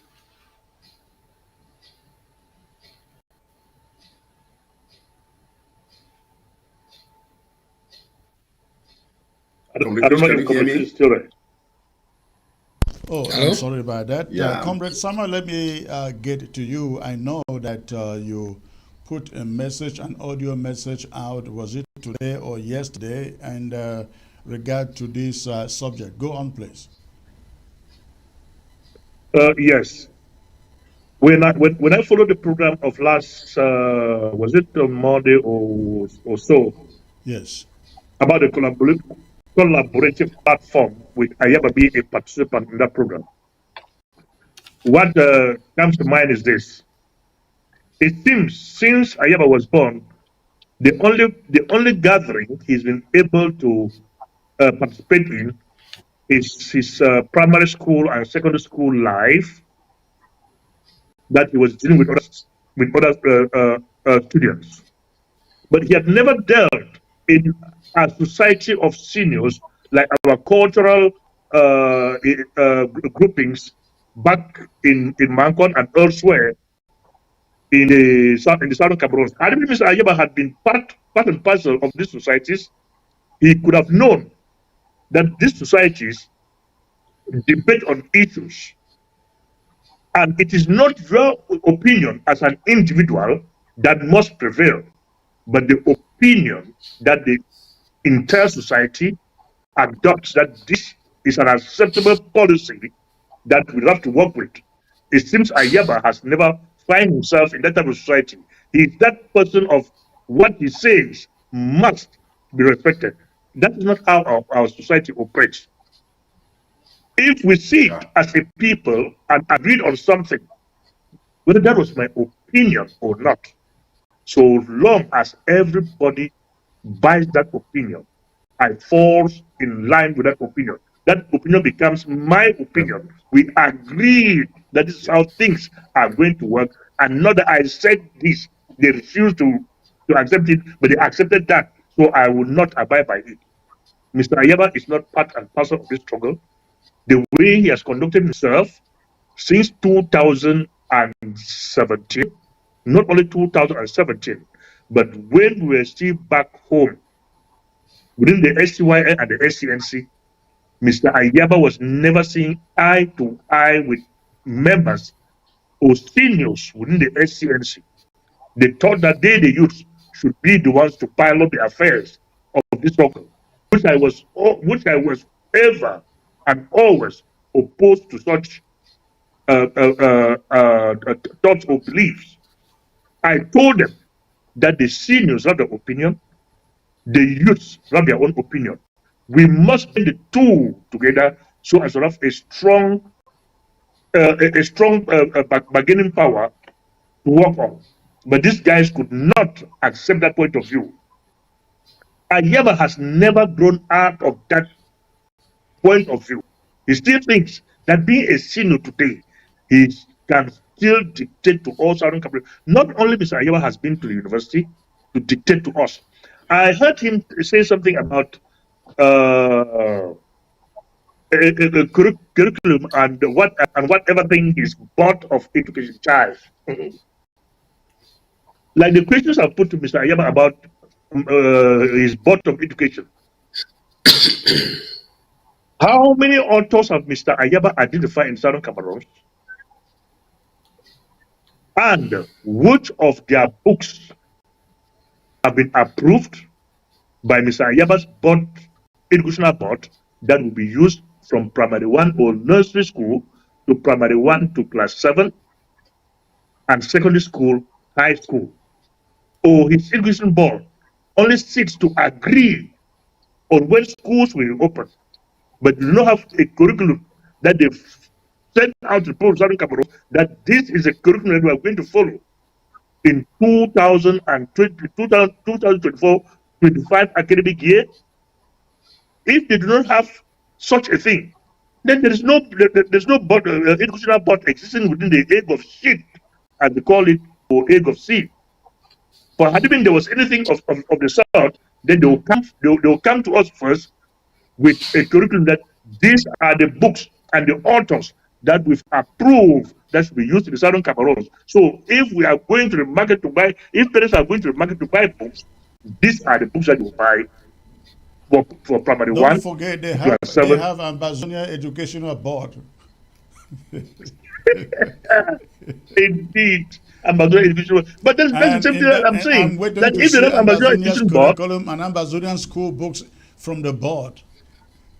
That is what I'm expecting to hear from them, that these are the books that we have to use for 2024-2025, and these are the authors. The publishing house should be made known to all Southern Cameroonians, so that if we're in the market, we cannot get those books.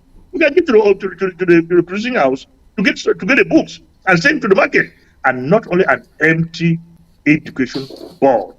Mr. Ayaba must be kidding with people and think that he's the only person who could understand what words mean. Unfortunately, they use those words without understanding the meaning of those words. They couldn't have been using it the way they are using them.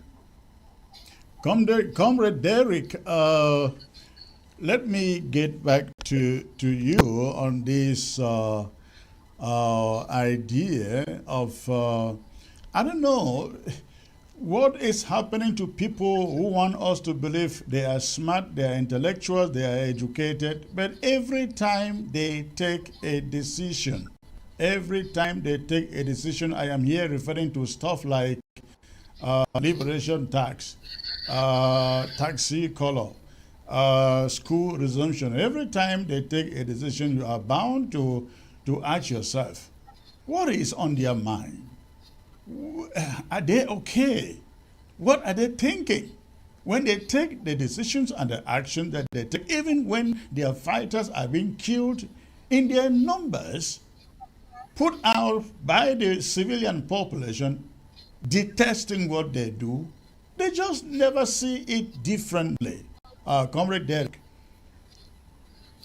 Well, I think that is just a sign of irresponsibility. There are people who don't understand how real society works. They believe that you can play all kinds of game. Do you hear me? Yes. Okay. They believe that you can just get up in the morning and come up with an idea and then just implement it among other people without, having a close talk with them. And I believe that is also a sign of showing that those people have actually been colonized by La République du Cameroon, because that is how La République du Cameroon behaves. Those are people who don't negotiate. And if you follow the video you showed us in the beginning during that debate, you see, there was one professor there. He was saying that this regime is a regime that does not know what collaboration is all about. There are people there who don't know what working together means. And that is how I see some of these leaders like that of the Egg of Sea, And this did not just start from now. It started far back during the SCYL. There are times we will sit in the night, middle of the night, 2 o'clock. In Oslo, it was around 2 o'clock, 1 a.m., 2 a.m. in the night. We will take decisions, and out of a sudden, you will find Ayaba and Akwanga doing a different thing, and they don't even come back to us to tell us that, look, from what we decided, we went back and thought that it was good to do it this other way. We will just sit there. I will sit there in Oslo. I just surprised. I see the SCYL doing a different thing. Don't forget, I was the national treasurer for the SCYL. The SCYL bank was here in Norway. But comrade, to that point, I'm always told that these things are not always Ayaba's decision. They tell him what to do. His hands are tied. No. I don't think so. His hands are not. He's a man who, he's somebody who just like to do what he's doing. What he's doing is part of his character, and that is not only that. If you look even far back from 2017, just as Comrade Zama was saying, you just look at his collaboration with other movements. Yeah. He goes there, makes collaboration with you, and then out of a sudden he leaves. He will not even tell you why he has left. You find him now making collaboration with another person. So that has been part of him. It is not the people surrounding him. As a leader, you must be able to take decisions. You should not be someone that will easily be influenced by other people. And when something goes wrong, you say they are those people. No. The people surrounding him are people who are just like those surrounding Mr. Pobia. Yes, sir. Yes, sir. So I would only ask him to start learning how to live in a normal society. He lives here in Norway. One of the characteristics of having a job here in Norway and working in a society is to learn how to collaborate. Collaboration is the key in this society here in Norway where we live. If you can't convince the people taking your interview during jobs interview, if you can't convince them that you are able to collaborate, no matter your degree, no matter your experience, they will put you out. So collaboration is something that he has to really work on. That is my advice to him as somebody I've been does he actually have a job? Does he actually have a job in Norway? You live there. I don't actually follow him, but I think that I've worked with him as his national treasurer for quite some time. Oh, you were the national treasurer. Yeah, I was national treasurer of the SCYL. Everybody controlling the purse. the finance of SCY was based here in Norway, and finally we could not agree with them. So how did you get out? Because we've been told that you don't get into Ayaba's thing and get out is a cause. No, just as I said, everybody has his decision, and as a leader, he has to get one. He should not allow himself to be influenced. I actually, when I saw that things were not going the way we planned to go, you know, they wanted to do things exactly the way they are doing, of which it was going out of the plan of the SCYL. I decided to resign and hand them the treasurer. I mean, hand them the money and close the bank account here in Norway. So I don't know where they have it now, but later it was transferred to the Hague of Sea. I don't know who is the treasurer there. So just to make things short, to cut long story short, I believe that our brother will have to learn how to collaborate with other people. They will have to learn to know how to use their language. If a decision is taken, comrade, talking about learning, if after 8 years that is enough to obtain a doctorate degree, if after 8 years you still haven't learned, when do you think that learning will take place? Don't forget, I think somebody has said it, I think it was someone who said it. Ayaba was there from the beginning of this thing. When we met in Zaria, he was actually there, refused to get into the meeting, walked away from there. I guess he had gone to Zaria hoping that he would be made the president of Ambazonia. That did not happen. He walked away from Zaria and decided to form his own thing. He and Bo Herbert, they formed something, forgotten the name, they gathered in DC. He had no wheels. And in a few days or a few months, you never heard about it again. Now, he tried to draw Akwanga to his side. Akwanga visited Norway and sat in the hotel. Ayaba said, you think people just visit me, the Amazonian leader, like that? I'm not coming to see you.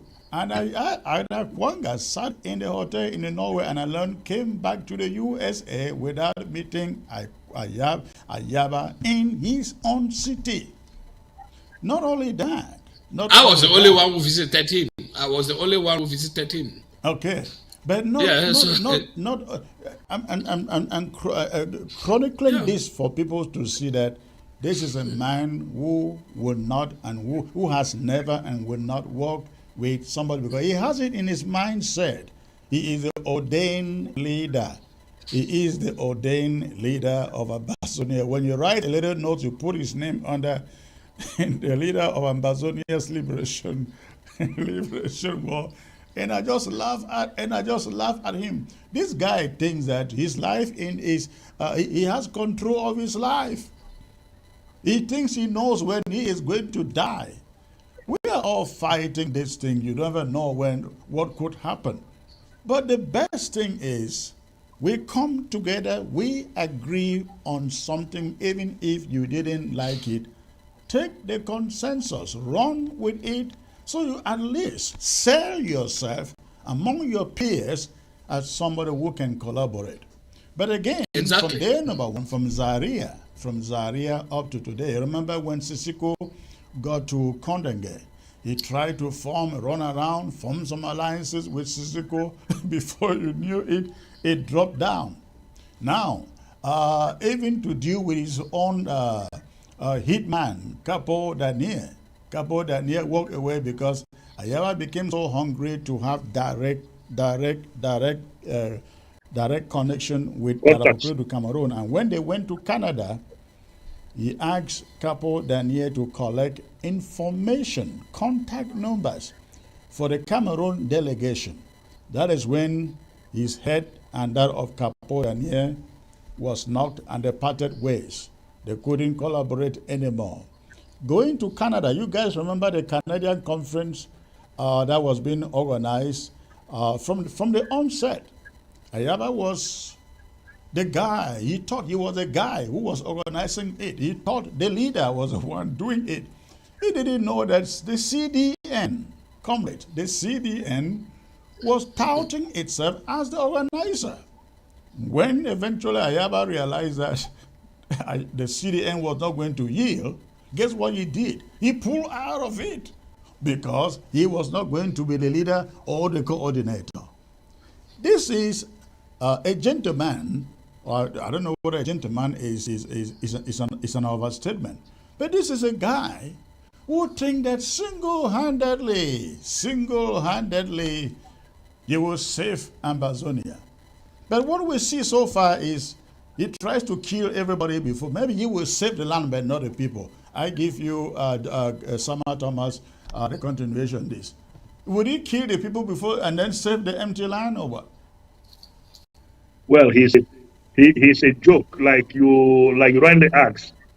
Does he think that he will live till the day the Southern Cameroons will be liberated? Because Sama Thomas talking now might not see the tomorrow, which is just August 22nd of 2024.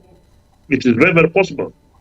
So if I'm doing anything so far as the Southern Cameroon struggle is concerned, I'm doing my part now and allowing the rest of those that will continue tomorrow to do their part. I cannot insist that I must be the one to do it. So if I die, the whole thing fails because nature has laid hands on me. Mr. Ayaba must get up from his sleep, if at all he was sleeping, because there's a saying in Mancon that we say "a brigade," meaning we, us. It is us that are doing this thing, and not me. If you are saying me, then it is something that concerns you as an individual and not even your household. If it is us, then it is the village, and we can only say we to do something to develop the village, and not me. If I'm saying me, I am only building my house. I am planting my garden. I'm struggling to dig a footpath around my little space. But if it is a village, we will come out as a community to dig a village road for everybody to use. But for Mr. Ayaba to be persistent to say, I, then he is not ready for the independence of Southern Cameroon. And I bet you, if he continues as such, he will never, like John Garang, enter in that liberated Southern Cameroons. He should mark my words. The way he's piloting himself, he will not enter the liberated Southern Cameroons. Even if he does, he will never he has be created like too Garang. many John enemies Garang for actually himself. succeeded to enter and rule South Sudan for 6 months. Ayaba will not get there for 1 month. Unless he change, he must change. He must change, because the mayhem Ayaba has caused in ground zero. I don't know. He's getting wing of his enemies in ground zero. He got millions and millions of enemies in ground zero for the atrocities he has committed. The question I once asked him, my brother, what war are you fighting? Do you know what is your political base? If I told you are a politician, look, your political base to begin with is supposed to be Marcon. But no Marcon wants to see you with his eyes. You cannot pass in the entire movement. And you are calling yourself a leader. What kind of a leader are you? He must start by reconciling himself. And that is why I said that's why I said the other day, Ayaba is not fighting to go to Ambazonia to become a leader. Number one, he stands election. Not even in Mancon, as you say, would he have a vote. Not except maybe his dad and his mom and his siblings, if they are still alive. He wouldn't have a vote somebody who would turn around and turn the gun on them. Of course, that wouldn't happen. Number two, since he knows he is not going on the ground to stand any election, he has to make sure he sabotage everything. In the meantime, continue to make gain gain. It goes to ground zero, abducts people, take ransom in the millions. Remember the capture of that commander, they are asking for 250 million CFA francs. Now, when they get that money, they are serving themselves for the time the war is over. In the meantime, they will like to prolong it for as long as they can, because when it comes to, if it is negotiations, they do everything to sabotage it. Do you know why Cameroon came out after Canada and said, no, we are not in this thing, we didn't send anybody there? Because after Ayaba got those phone numbers that Capo Daniel collected from Cameroon officials in Canada, he reached out to them and began to give them new terms separate from those that the collective Ambazonian team had put on the table. Really? Just to sabotage what happened. And you know, I was opposed to Canada. Well, you remember when they came out, I supported it. But guess what? Ayaba went behind, called them, and put on different and demanded different and put different demands.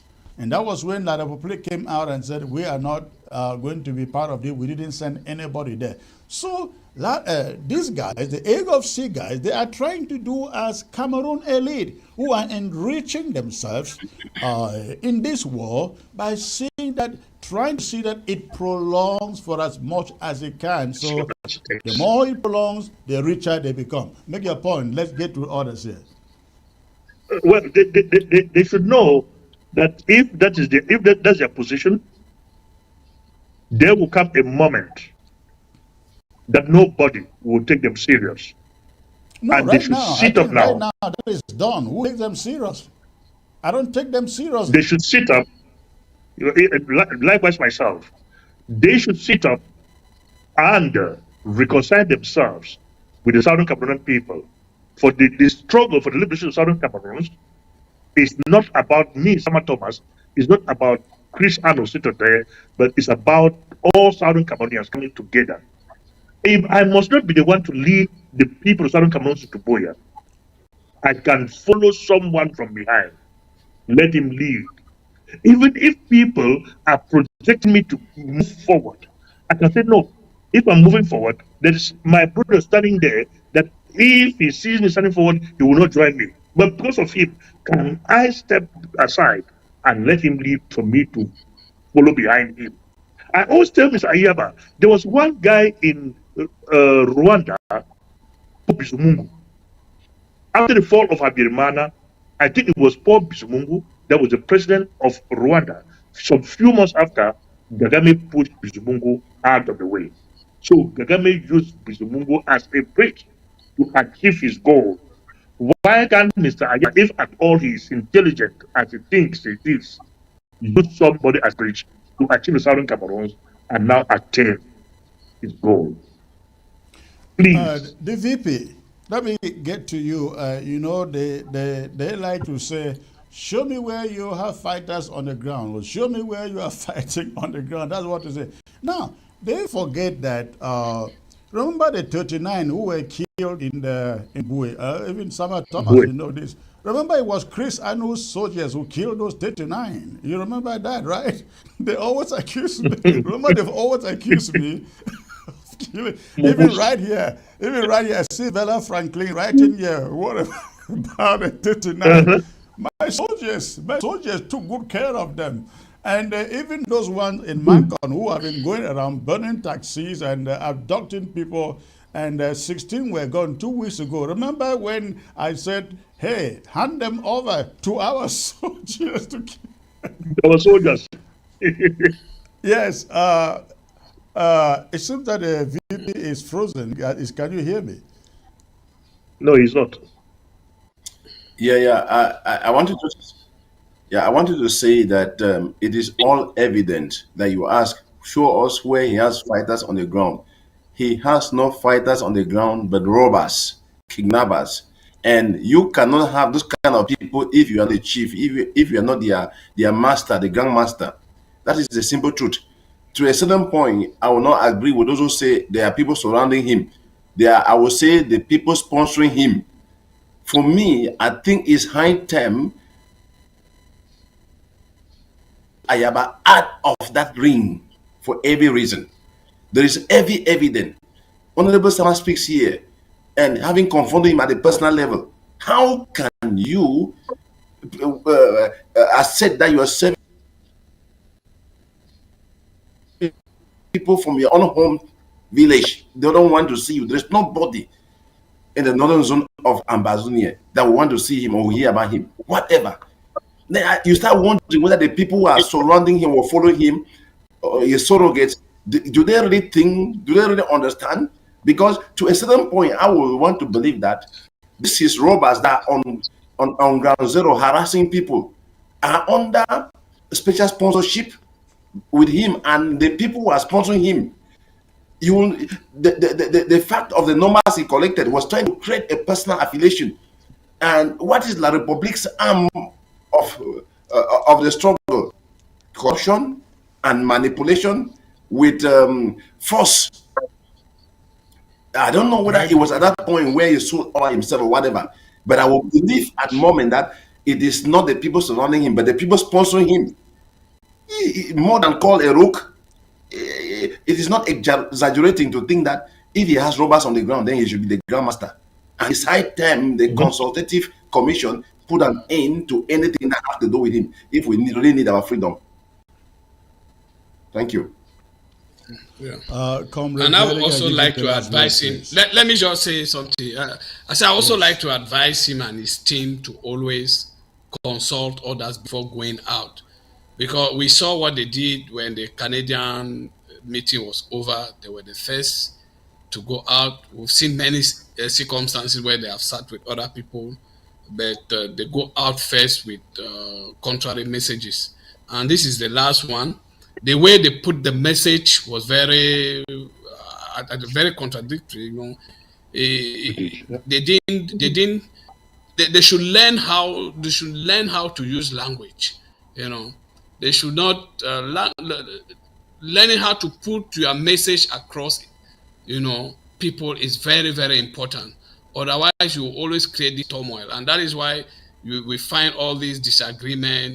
You know, after the consultative board sat and came out with a decision, so they could have known how to put it, but the tone and the way they did it was wrong. So I will continue to advise their team to always consult. There's nothing wrong to have sent even their note to another movement to look, maybe to Dr. Kwanga or to any other person that look, this is what we want to go out and say. You know, they will also look at it, maybe do some adjustment before they go out, but they are not used to that, and I believe it's time for them to culture that habit of doing that. Thank you. Well, thank you, gentlemen, so very much for being part of the show tonight. I know it is late in Europe for those of you, all of you are actually joining from Europe. Thank you very much for being part of the show, please. Thank you. Good night. All right, I will leave the phone line open for 5 minutes, expecting to get your calls. The phone line is there on the screen. Go ahead and call if you have a contribution or a question. Go ahead and call. I'm ready to take your calls at this moment. This one writes, Good day, sir, watching from Bamenda. Yaba wants the land, so ye can drink the milk we have. That is why he is asking for tax. About the school resumptions, to me, it is very wise for us to, sir. It is very wise for us, sir, because we are a different people. Absolutely, sir. Thank you. Thank you. Again, the phone number is there. If you want, go ahead and call, ask a question, make a contribution, and before you call, make sure that the volume of your TV set is turned down. All right. All right. I think I have all the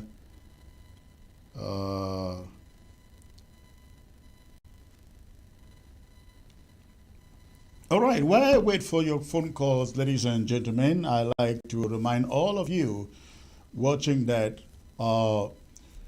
we cannot beat or win, cannot beat La République du Cameroon or win this war if we do not have finances. I urge you to please go on amberdeals.com, amberdeals.com, and sign in and support the struggle every month. amberdeals.com. It is only $10.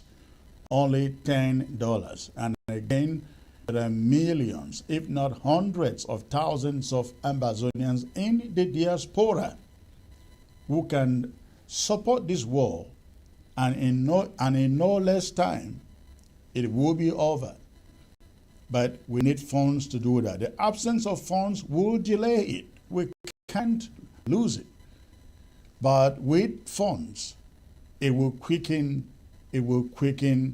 our action. It will quicken how much it takes for us to win. So I'm encouraging every one of you out there to please go on the website.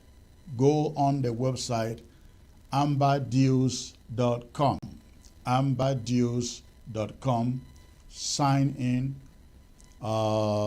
Check the amount you are able to contribute every month, starting from $10, $20, $25, up to $100. If we can have just 5,000 of us, ladies and gentlemen, just 5,000 of us putting in just $10 every month, that 5,000 becomes 50,000 every month. Very easy. And with 50,000 coming in every month, the sky will be our limit. This struggle or liberation war will be shortened for as long as that money gets into our hands. So please, if you really love Ambazonia, you support the liberation war, get on amberdeals.com, the website, amberdeals.com, subscribe, and support the struggle. Also, for those of you out there who have been asking for ID cards, you know that Ambazonia ID cards are circulating at the moment. If you haven't registered or applied for one, you can do so today. And the website is Ambazonia ID cards. Ambazonia ID cards, that is the website. And the other one is Amber Dues. Amber Dues is for monthly subscription only. AmbazoniaIDcard.com, as you find on your screen, I believe it is there, is only for it is not Amber ID, it is Ambazonia ID. The technician got it wrong there. We have AmbazoniaDeals.com and Ambazonia ID, not Amber ID, but Ambazonia ID. So please, some have already applied and they are having those cards as I speak. So it's another way to support the struggle. But the prestige of carrying an Ambazonian card, you can't beat that. So please go ahead and do that. I guess no calls are coming in today. I'm sure there may be no light on ground zero. Let me read this. Hello, Comrade Chris. I greet you and all the panelists. I'm Robert, writing from Ground Zero, Meme County to be precise. It's crystal clear that Ayabacho is not fighting for the people of Ambazonia. I don't think somebody who is completely upright would come out and say taxis colors should be changed. If I paint my taxi blue and white, where am I going to drive that taxi? That's a good question. I hope he is hearing me and can answer that question. I hear that he is now announcing to go to Bui to change taxi colors in Bui. Well, the Bui warriors are waiting for him. That's all I can say. He is asking where we are fighting, right? Let him go to Bui and change taxi colors in Bui. You think Bui is Mankon or Alabukam or Ntarekon. All right. In the absence of any call, I am going to call it for the night.